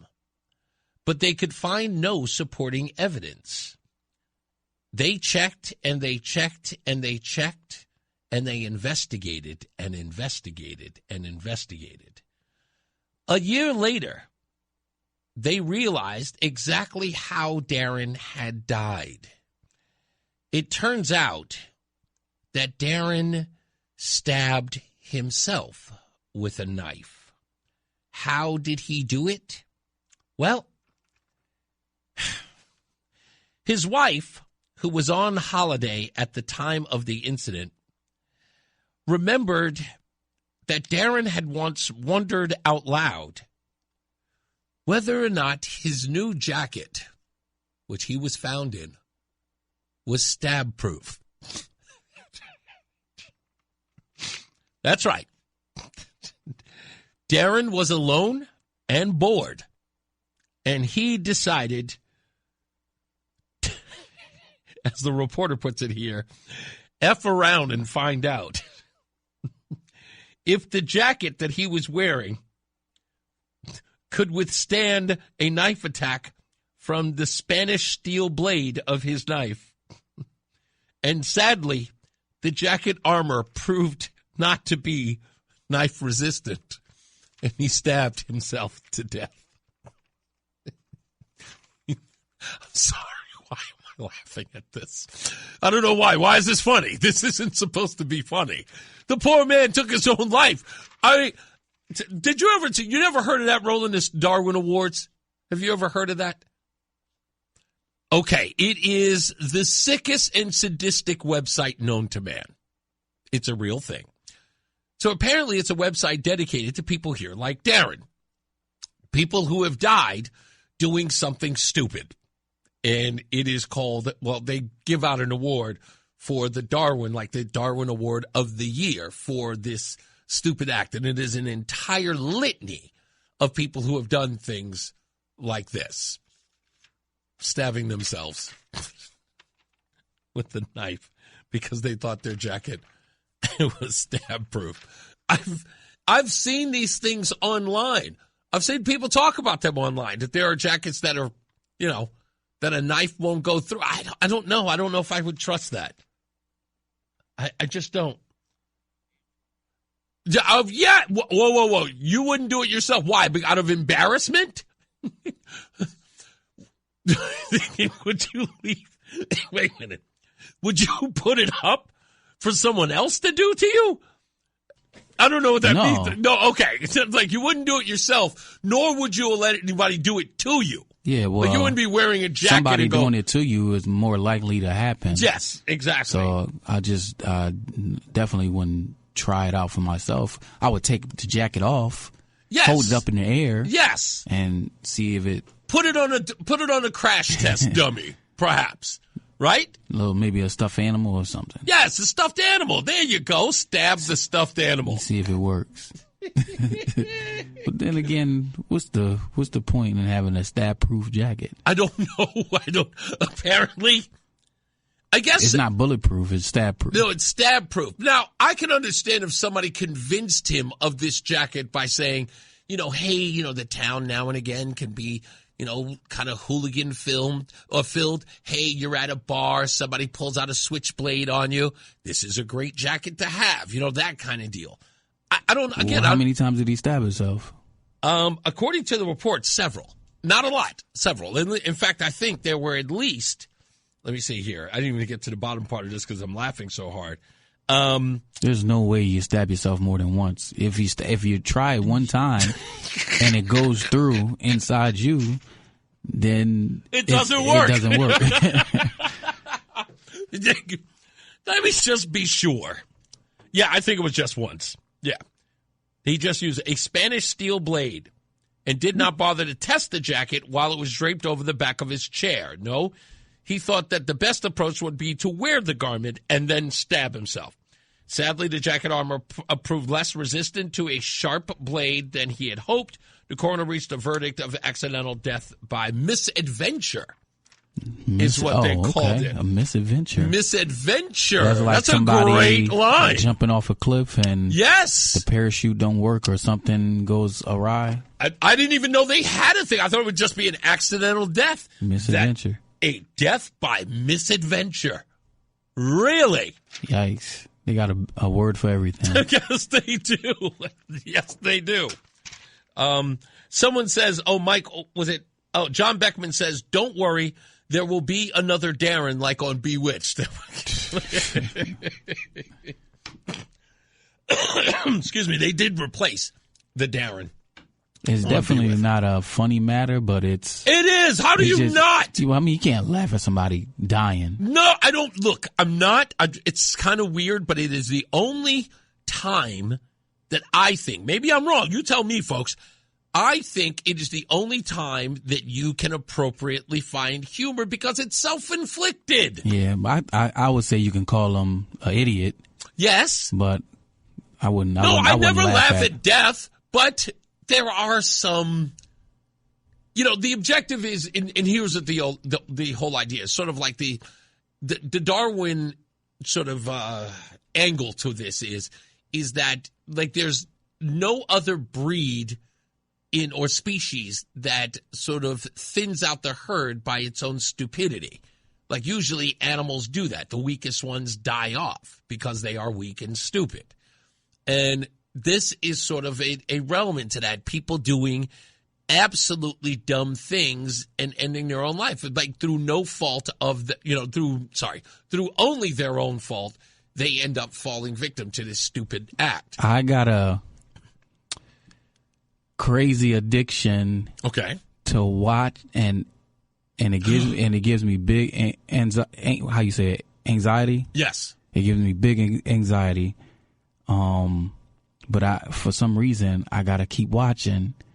And that's the free, the guys that jump from building to building with no type of support or. Oh, you mean the guys who do the acrobats who jump from they'll flip out a window onto another roof. I just watched that video. They'll walk like on the edge of a big tall building, and you are obsessed with that, knowing you can fall off but my heart is racing the whole time I'm watching it. I'm getting queasy, but for some reason I keep clicking on the next video. So you are addicted to dangerous acts or feats like Daredevil type stuff. I'm not addicted to it. I'm addicted to watching it. Well, that's my meaning. Yeah, that's I don't want to. You don't want to do even it. Thinking about it, but you're addicted to watching faint. it. Do you? Okay, let me put it to you this way. Do you think psychologically you are hoping to watch someone fail at this? No, I'm hoping that they don't. Okay. That's my whole thing. But hoping that they land whatever trick or like you would not like if someone put the word fail on the title, you wouldn't watch that. Yeah, I wouldn't watch that. Yeah, that's I don't sadistic. Want to watch that. I want them to clear it. But I do like the fact that sometimes they show them getting hurt. So you know that well, they're not just hitting this on the first try. The ones that I do like is like the guys who are doing whatever the stunt is, and let's say like there's a wall that goes all the way down. Yeah. And they end up missing the jump and they slide down. Because to me, that's like at least they, maybe they'll sprain an ankle or break a leg, but they won't die because, of course, they've got the wall to support them. Yep. They'll skin up their arms and legs and stuff, but it's not fatal. But the dumb ones is the one jumping off the building onto the street light poles and sliding down. Oh, I didn't see that. Yeah, I was like, they do that off the roof onto a street light and slide down. Yeah. Oh, but do you see this whole the whole pole like going rocking back and forth? It's like I was like, that's now you taking it a little too far. Yeah. Michael A says that those jackets, the knife resistant jackets, are made with Kevlar. They are somewhat cut proof, but not stab proof.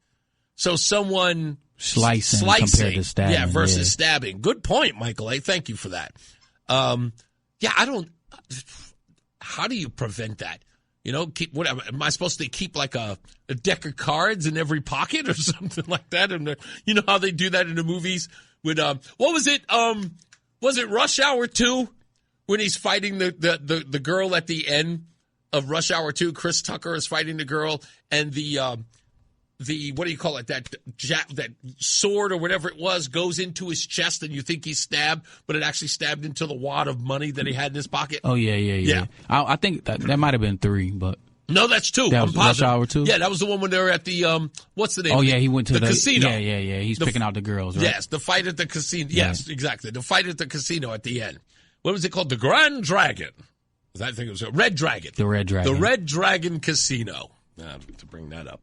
Let me see here. Hold on. There was a message. Remember when a couple wanted to see if a telephone book could stop a 50 cal? A 50 cal Desert Eagle? It did not. No, it didn't. Wait a minute. So this is a popular video?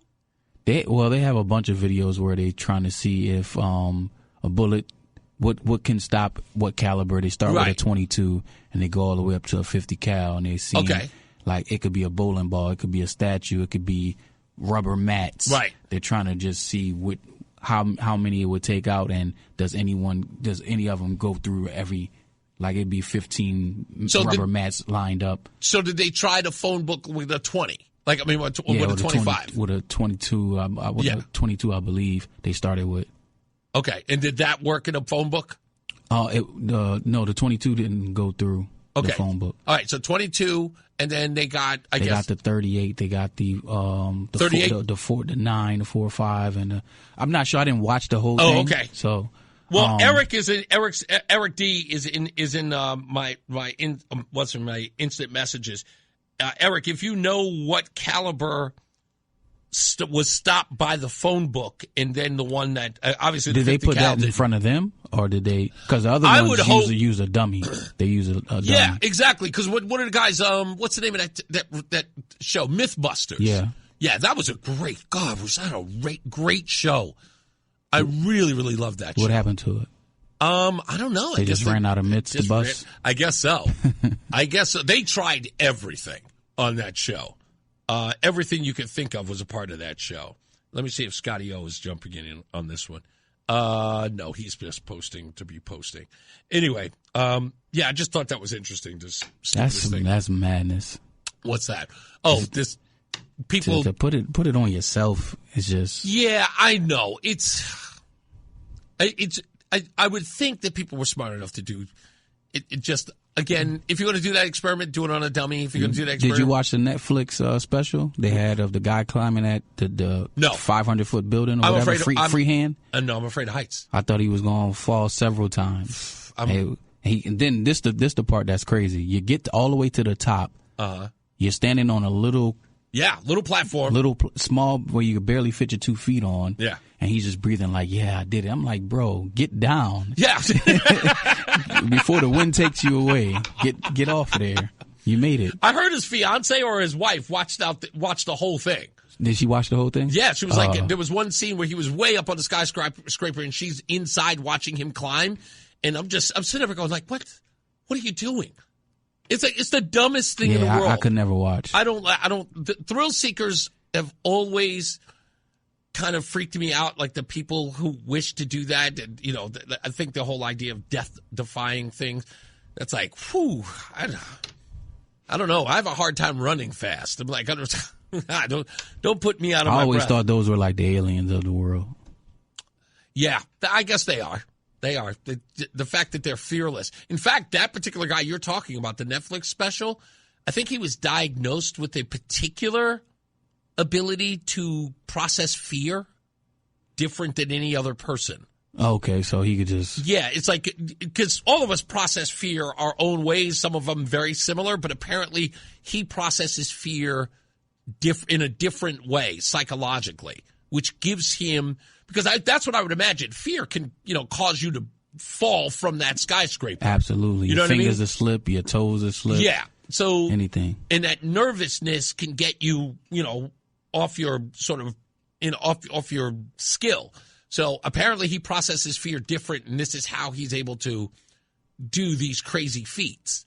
And I guess you do. I guess you need a level of confidence and know how to. You got to be kind of crazy too at the same time to think, I'm going to climb this freehand with no support, and I'm going to be able to make it to the top. I'm sitting here thinking about it, just going, wow, no. I'm so glad I didn't watch that. It was nerve-wracking. I bet it was. Did you watch it? Yeah, I watched the whole thing. Of course you did.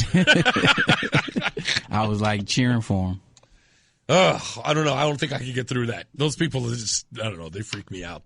All right. Anyway, coming up in the next hour, we got Ryan Fazio, who's going to be joining us on the program. He's going to talk about his announcement to reduce your electricity bills if he becomes governor of the great state of Connecticut. And then I will ask him a very important question and see if he will agree when we return. So stand by for that. It's coming up very, very soon. Plus, we've got music news. Mark Christopher is getting you home on the roads. It's cold and there's snow everywhere. He's at the BPS Lawyers Traffic Center. Hey, Mark. The hour that packs a punch. It's Reese on the radio on WTIC News Talk 1080. Yeah, that's right. Did I not print that? What the hell? Who cares? It's time. News.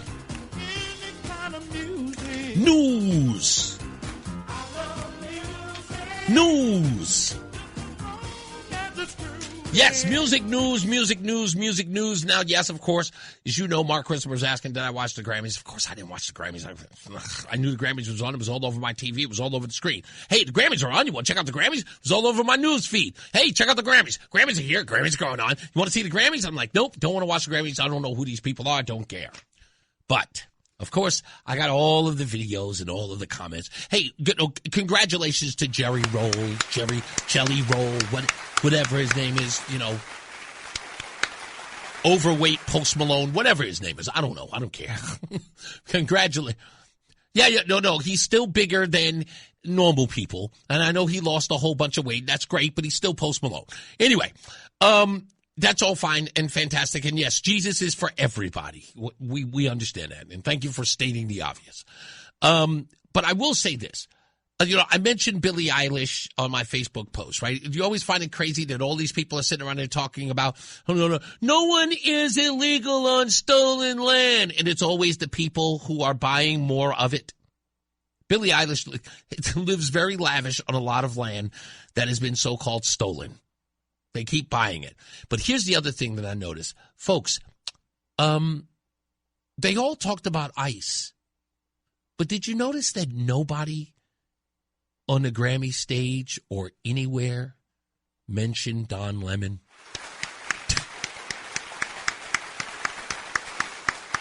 Not one person mentioned Don Lemon.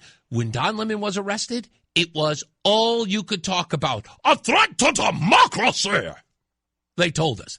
He was in California covering the Grammys. That's where he was arrested. And what happened? Do you think that anybody would say, and to Don Lemon, we stand? Not one. They had ice out pins, no Don Lemon. No lemon juice pins, nothing like that. Lemon squeezed, nothing. People were walking around tossing lemons out in the crowd. Nothing. Mark Christopher, he's in the BPS Lawyers Traffic Center. Lemonade even. They weren't even serving lemonade. No lemonade at the Crypto.com arena. So then you've been named after Don Lemon. It's crazy. That was the only disappointing part. I don't like when politics. Oh, politics, yeah.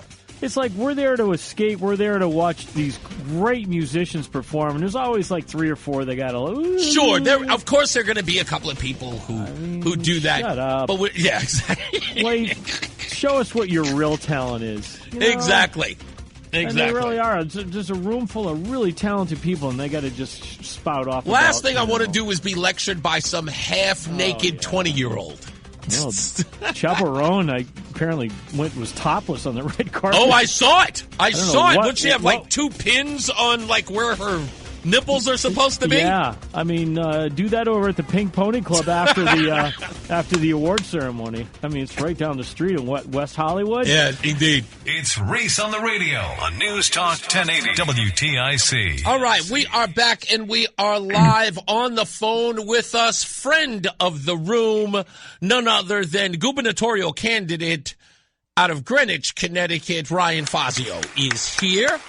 What's up, big guy? How are you? I'm great, Reese. How are you? Thanks for the introduction. No, my pleasure, man. It's always a pleasure to have you on. I'm rooting for everybody. I've not picked a horse in this race yet, just out of fairness. But I like all of you, man. And all of you guys have been fantastic to me. Thank you for reaching out and always saying hey, you've got an announcement to make. You want to be you want to give that announcement or talk about it on this program. Thank you for that.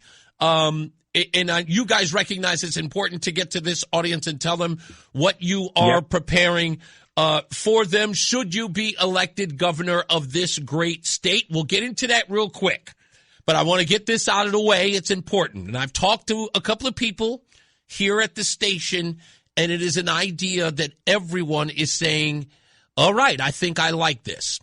When you and I and Aaron Stewart were at Grassroots East this past weekend, Friday to be exact, someone walked up to me and said, hey, Reese on the radio, what's going on? You know what would be a great idea? We should have the candidates debate on WTIC. So I thought about this, and I said this would be great, but only under one condition. This is not a mudslinging thing.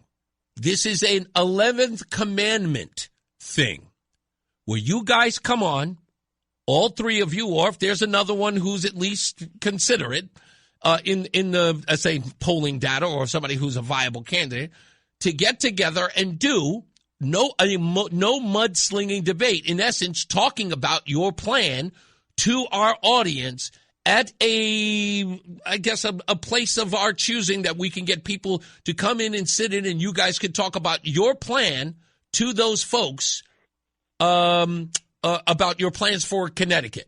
Would you be up to that? Because I've already gotten one person who has said that they would, if we could do it, is committing to it. Absolutely. This is the first I'm hearing of it. Just of course. So everyone knows. And I'm absolutely up for it. I'm willing to go anywhere, anytime to talk about the issues and substances in my plan as governor. So I am absolutely up for it. That's all I needed to hear. There you go. That's all I needed to hear. And again, like I said, I'm dealing with an 11th commandment because, again, you know how I am. This is not no mudslinging. We don't need to go at war with one another. Who was the elected official who spoke at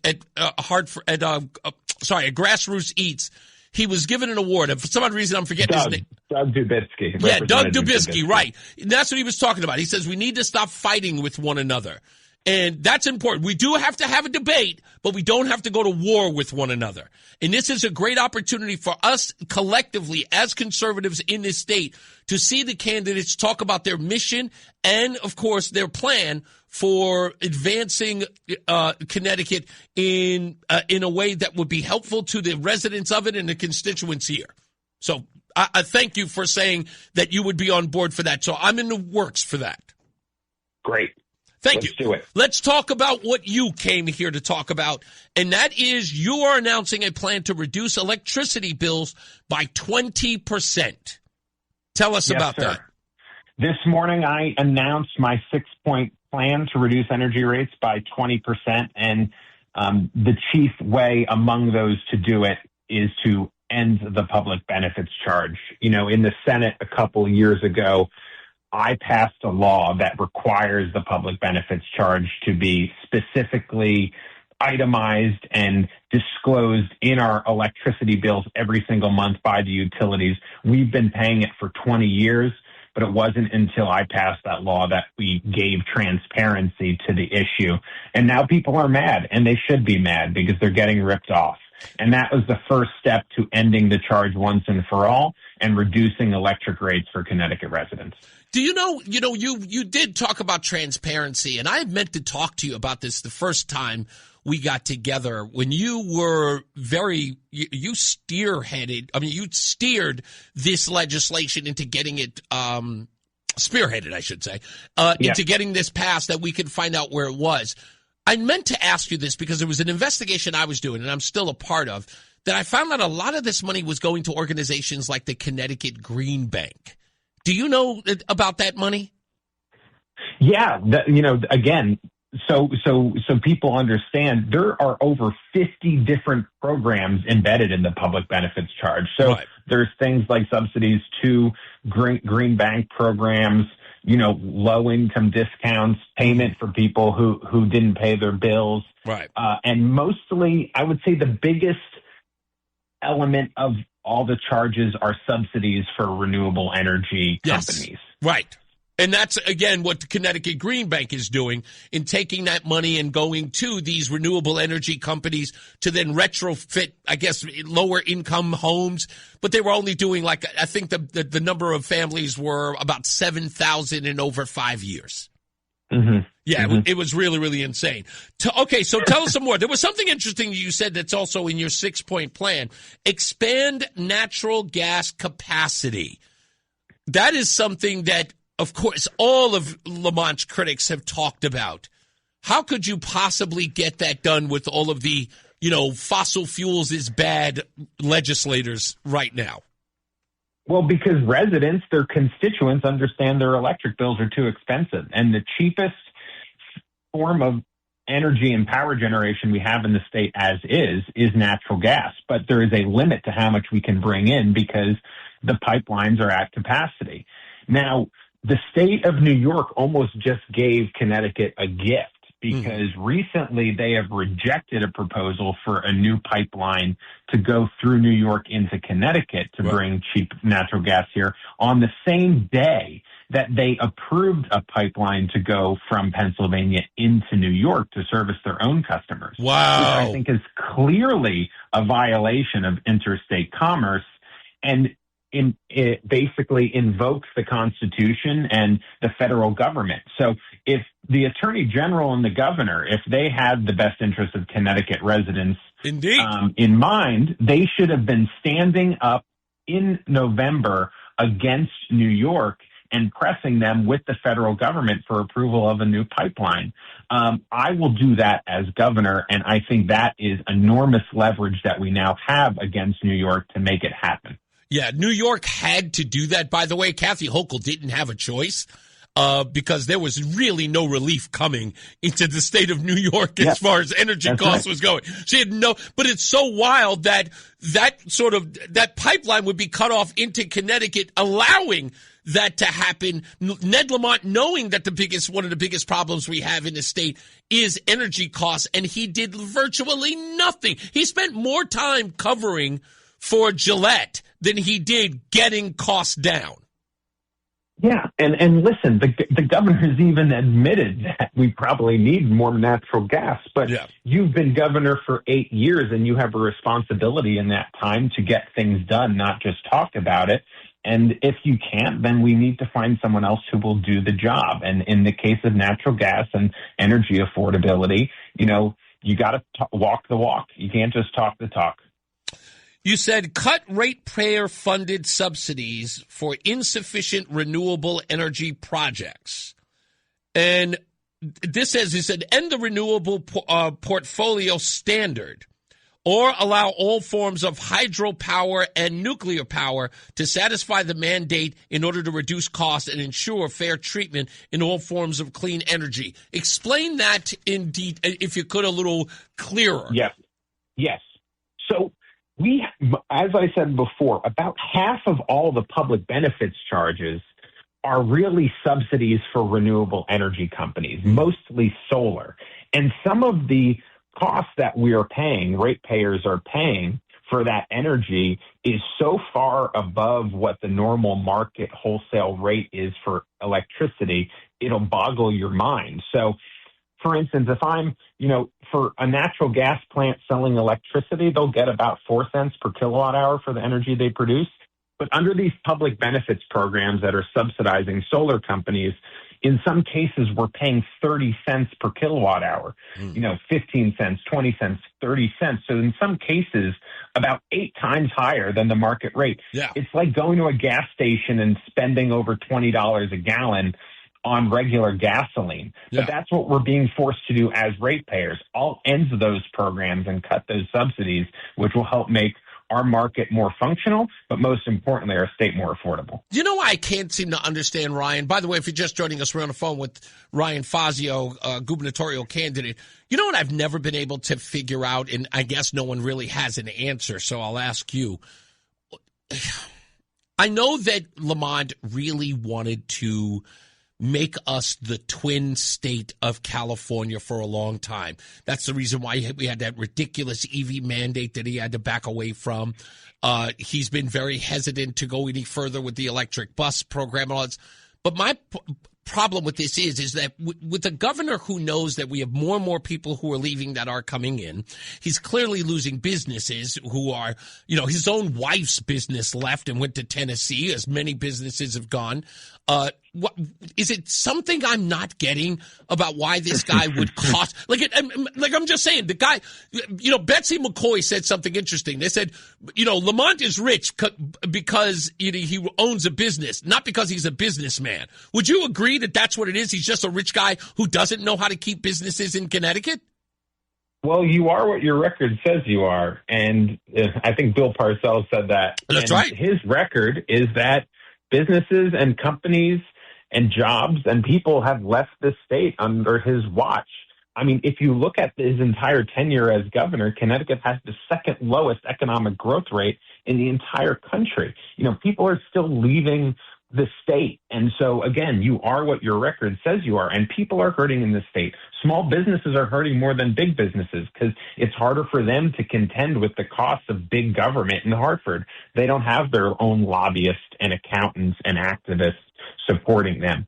So, again, you are what your record says you are. And this governor's record is one of stagnant economic growth, high cost of living, tax increase after tax increases, and businesses leaving the state. You know, and I'll ask you this, I guess, before you go. Recently, there was a poll that came out that says that Lamont sits at a comfortable 56% popularity, or I guess, approval rating in the state. Do you think that's bupkis? Do you think that's bogus? It's certainly not 56% of the people I'm speaking to. Yeah. Listen, I'll say this. You know, he's gotten off, I think, scot-free in recent years. Indeed. But, you know, I think after 8 years, the voters are going to hold you accountable for your record, and I think they'll grow tired of 8 years of unaffordability and a stagnant economy and rising disorder in our society. And that number will, if it's true, and I don't think it is, will fall rapidly as my campaign starts to hold him to account for his record. Look, I have faith in all of you in doing that. I think the most important thing that could happen here in this race, Ryan, it's not so much about you guys winning, but we have got to get people who support Governor Lamont at least in a place where they're saying, I can't vote for any more of this. Because I know it's this thing about not voting for Republicans, but there's got to be a place where people go, you know, I don't want to vote for Ryan, I don't want to vote for Aaron, but I can't vote for this guy again because I can't be responsible for this guy or give this guy a blank check to tax us into holes anymore. That's exactly right. And I think the base, you know, his working class voters who vote Democrat, I think they in particular are growing tired of this record because they're having trouble making ends meet. Yeah, and defending it doesn't meet the promises. Yeah, they can't defend it. They shouldn't be able to. Yeah, they can't. That's the whole thing, is that after a while, you can't defend a record that each and every one of us are having to pay for more and more each day. And voting him again for a third time, again, would be giving him a blank check. You would be giving him permission to tax us into obscurity. Exactly. Yeah. That's exactly right. And he's moved to the left in the past year, which is shocking that was even possible. But between signing this housing bill, between raising taxes, eliminating so many of the guardrails protecting fiscal sanity in our budget, he has only moved to the left even more, and I think he'll pay a penalty at the ballot box for that. Couldn't agree more. Ryan Fazio, gubernatorial candidate, announcing he is going to reduce your electricity bills by 20%. Please go to his website, which is Fazio. What is your website? I know it's your RyanFazio.com. That's what it is. RyanFazio.com. I knew it was that simple. I knew it was. Thank you, Ryan. I appreciate you, man. We'll talk soon. Thanks, Reese. You got it. Ryan Fazio, he has committed to the WTIC gubernatorial debate. I wonder who else wants to join in. We'll find out.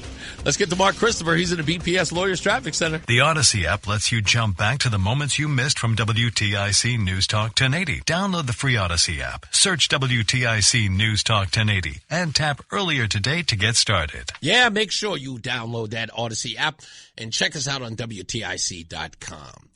You can also check out Reese on the Radio. Go to ReeseOnTheRadio.com, which, by the way, go to ReeseOnTheRadio.com because you have to find that video from FightVoterFraud.org. I've already got it posted there so you can check it out yourself so you can learn how to fight voter fraud in your own community, right on your block. That's right. Person lives across the street from you, your subdivision, whatever it is, they moved out. How you can find out if that person has been removed from the voter rolls. If you care, you can fight back yourself. That's important to know. I hear that Melania Trump had a documentary that came out over the weekend, and apparently it was a huge success. Congratulations to the folks who put that together. But the news media said something I thought was funny, and it said something along the lines of, Melania movie defies box office. Defies how? Like, defies it of what?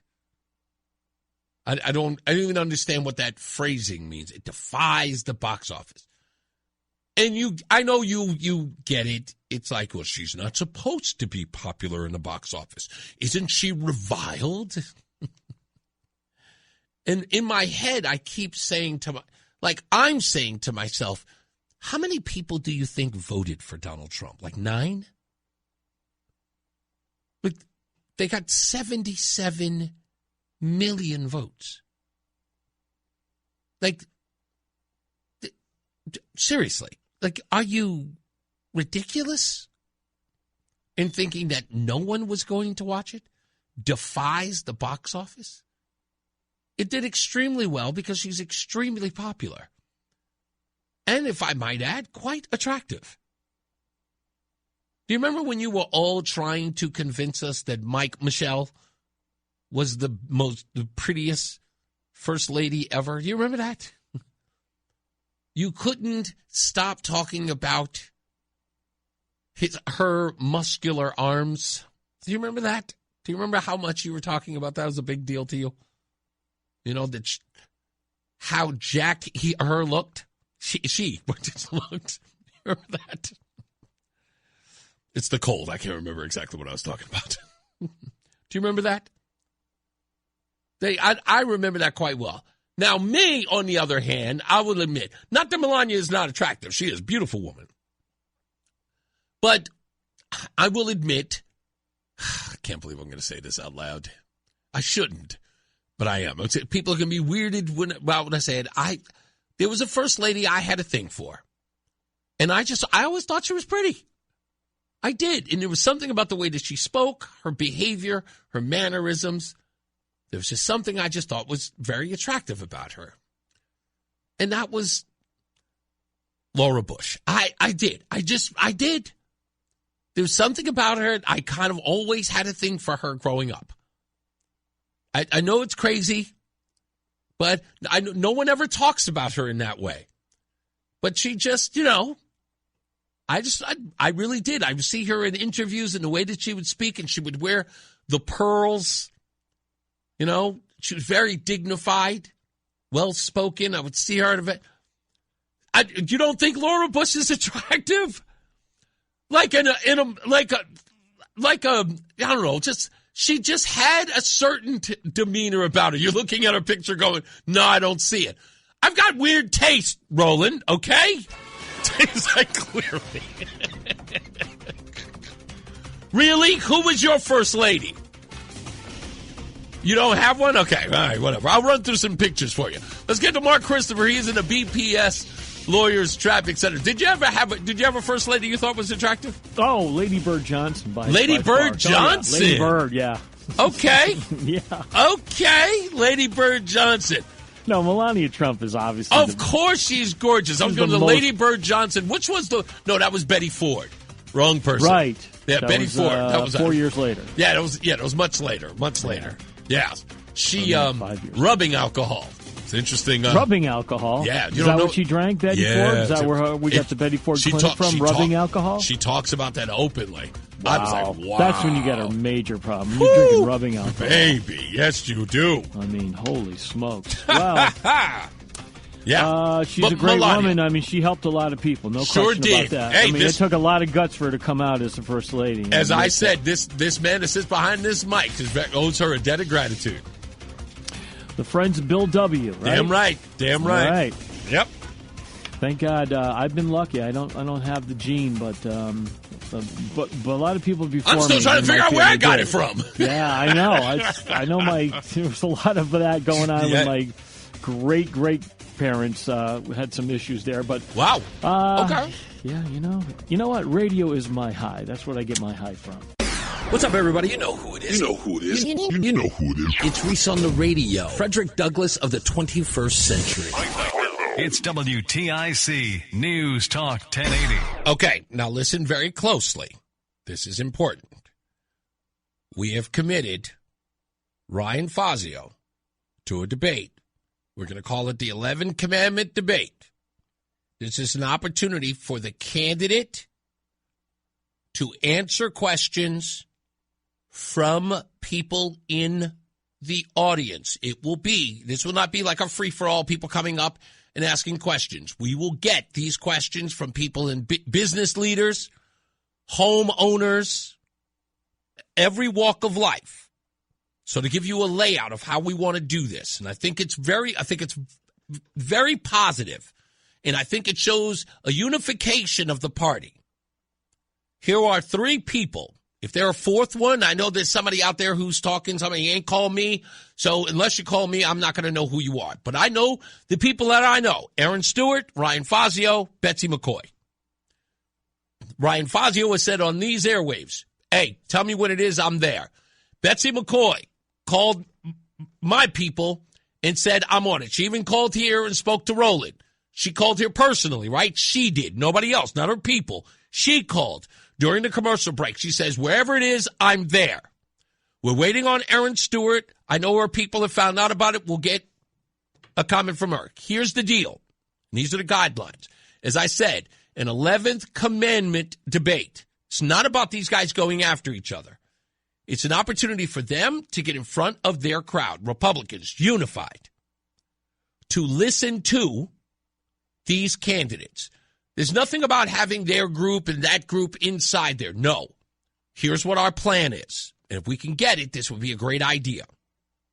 You, the listeners, get an opportunity to be in the audience. We'll set some seats aside for business folks, people who are entrepreneurs here and there. They'll be there in the crowd. Some of them will even contribute questions to the debate, whatever concerns them as business owners. I'm sure like 9 or 10 of them will have the same question. But we'll be able to sort of dole out the good business questions of those folks. We'll also take some questions from some average folks, homeowners, renters, people below the poverty line, people above the poverty line, the things that matter most to them. These questions would come out from the moderators, who would be myself, Brian, excuse me, I was about to say Brian Kilmeade. Brian Shackman, and Morgan Cunningham. The three of us would be there. Well, I got to be there because it's my idea. They would be at one place. Now, I thought about doing this on the air because there's this thing where, of course, we'd have to sell time. Too many commercial breaks would make it difficult to do, and it'd just be a whole bunch of other stuff. There are other things that we can do outside of that. We could do it after the show hours and make it available for people to watch online. There's a whole logistical thing, but there would be a place where we would have it, and the people who want to be there, they can be there by getting the tickets here exclusively through WTIC. Right? Like we would hold any concert. Like if you want to go to the concert, only the people from, WTIC listeners can get to the, Robert Goulet, whatever the case is. The bottom line is that you would win the tickets here. And we would give them away every day up until the event. And then during the event, they would show up. And then, of course, we'd hold the debate. And, of course, if you couldn't see it, you'd be able to watch it online at ReeseOnTheRadio.com or any other place, WTIC.com, wherever the case may be. And it would be a big, giant event. Sound like a good idea? Why wouldn't anybody want to be a part of that? Roland, what say you? This is the first time you're hearing about it. What do you think? Really? Really? As a producer, you've done this for television. You don't think that's any of this is a good idea? Oh, okay. You don't have an opinion on it. Okay. All right. That's what I get for springing it on them. So I just thought that was, for me, I just think it would be fantastic. It's huge. What other station are they going to do it on? WTNH is going to run it. It's going to be inside the studio. Nobody's going to care. We're going to hold it at WFSB and who's going to care about that? Nobody's going to care. It's going to be one or two guys, somebody from Noticias, asking a question about Donald Trump and ICE agents. Who's going to listen to that? Nobody wants that. That stuff is boring.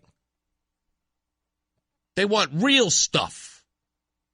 Real stuff right here. Let me go to Dave in Brantford real quick. What's up, buddy? Yeah, how are you? That was a good Fazio. I'd appreciate when you mentioned 11th commandment, you put Reagan's name in front of it. The That's original, right. Gentle, speak no evil of your fellow Republicans. Exactly. I thought Fazio did a very good job listing points, achievable points, to lower the price of electricity. That's right. Instead of randomly attacking. I think one of the points he made toward the end, and he didn't attack, we, instead of Tong's useless 50-odd lawsuits against Trump, That's right. How about one good one against Hochul and Attorney General James out of New York for blocking our access to cheap Pennsylvania natural gas? That's correct. And my own suggestion for lowering the price of electricity, at the mouth of New Haven Harbor sits the ex-United Illuminating, it's called the New Haven Harbor, the generating station. Yeah. That is there complete, but it's mothballed most of the time.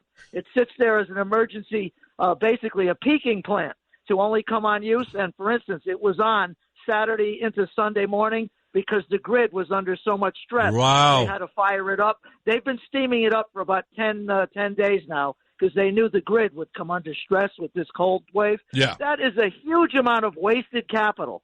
The manpower and the invested money in that plant to use it a couple days a year as a peaking plant.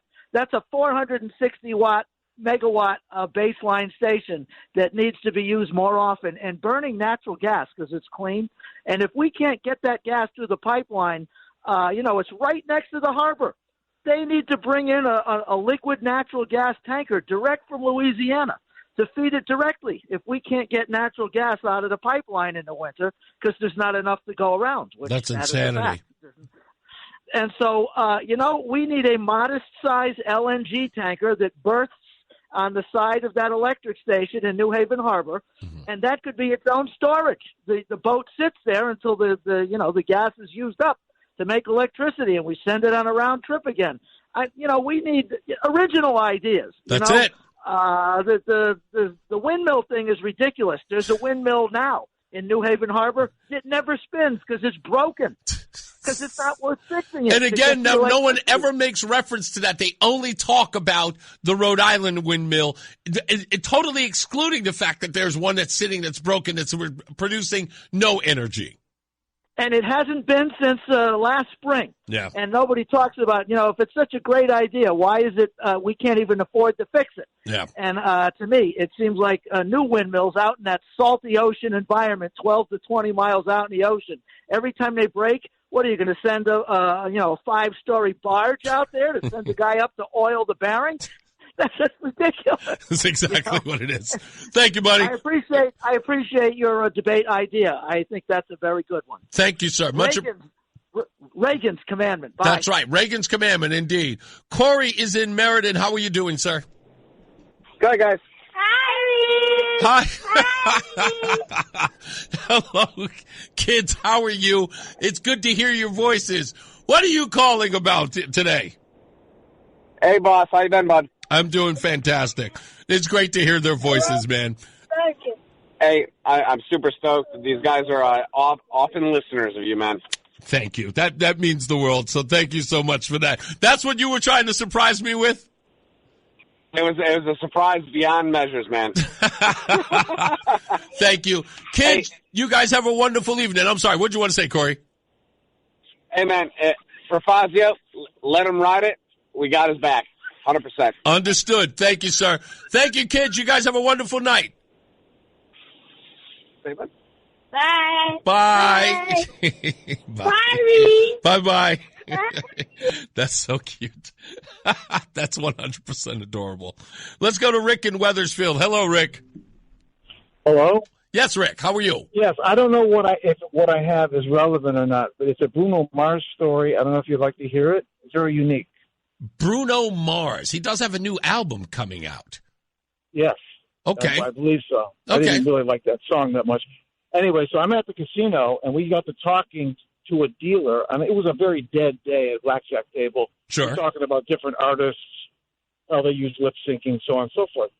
And Bruno Mars came up, and I said, man, this guy is talented. And I really think he's very talented. And the dealer said, yeah, I liked him too until that said the P word, played here.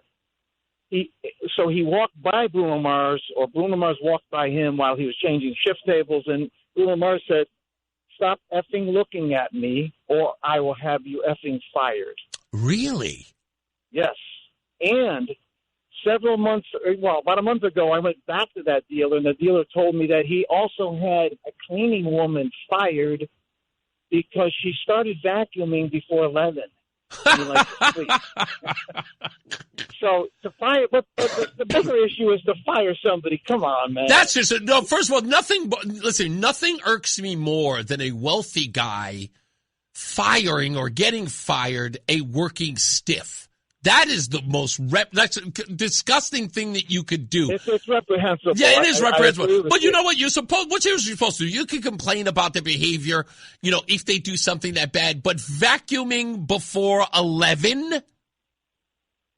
But don't look at me. And the guy said, I'm not gay. I'm not looking at you. I'm changing my shift to a different blackjack table. You know what? He is probably a very, you know what it might be? He's relatively short, and there may be kind of a Napoleon thing going on there. Yeah, insecurity. Yeah, that's what it is. I have a tip of the day. Would you like to hear a tip of the day? Give me one. Well, don't ever let the battery in your nose hair clipper run down. Because what happens is it plucks out each hair individually, and it's very painful. So I just want to leave that okay, with well, you know what? I have an electric one at home, and thank you for reminding me that I need to get new batteries in her. Yeah, because it'll bring a tear to your eye. Yes, it will. Thanks, man. Thank you, buddy. Thank you. Last but not least, let's go to my good friend Stephen in Waterbury. What's up, Stevie B? Well, a couple things there. Amazing that Lamont wants to bring natural gas in, like a big push, but Biden was like saying we want to get rid of gas stoves. Yeah. Yeah. But as far as your debate going on, would you take some emails? Maybe we could just have. Oh yeah. So that's the objective is this. Look, it's the WTIC audience that is primarily going to be the focus of the questions that are on there. Because I can make it, Brian Shackman can have some questions to ask, Morgan Cunningham can, and myself. But us being the host, everybody does that, and sort of injects their own politics, if you will, into it. What I want to do is to make this debate about the people who matter most. And those are the people who are going to get out and vote. Awesome. Hey, two more things really quick. What about that Barbara Bush, eh? How about? No Barbara Bush. I knew somebody was going to mention her. You would. I've already feel guilty enough saying Laura Bush. Now that's going to be sitting with everybody. What'd you think about Sarah Palin? I cannot say for a lot of reasons, but let me just put it to you. Let me put it this way, okay? Yep. There was a thing that I had for Sarah Palin for a little while. Okay. In 2008, only for a little while. All right. That's all I'll say. Okay. How much time do we got? We have any time left? You have less than 30 seconds. Okay. I know how you could get some liberals to start listening to your program. Okay. They're against men. They're against heterosexual marriage. I found out you're black the other day. Uh-huh. So you just got to go in and use the black card, use the heterophobia card, and use the man-hater card. That might work. But maybe I should be promoted as a homosexual black male, and that will make sure that they have to support me, because it's mandated by law. Thank you, Stevie. Well, you're on your own for that one, brother. You got it. Bye-bye. Time to get up out of here. Thank you, Teresa. Yeah, I agree. It's an amazing idea. Thank you, Michael A. As I always say, radio is free, so we thank you for paying attention. Remember to keep JC in your hearts and in your mind. Sean Patrick, we love you and we miss you. Remember that panic is not planning, so plan your work and work your plan. Me, I'm Reese on the radio. You have a good night, pleasant tomorrow. Don't forget, we've got Brandon on the show today, Washington Times, Daily Wire, and Christian Post writer about what's going on in Nigeria. Mark Christopher, he's getting you home. He's in the BPS Lawyers Traffic Center.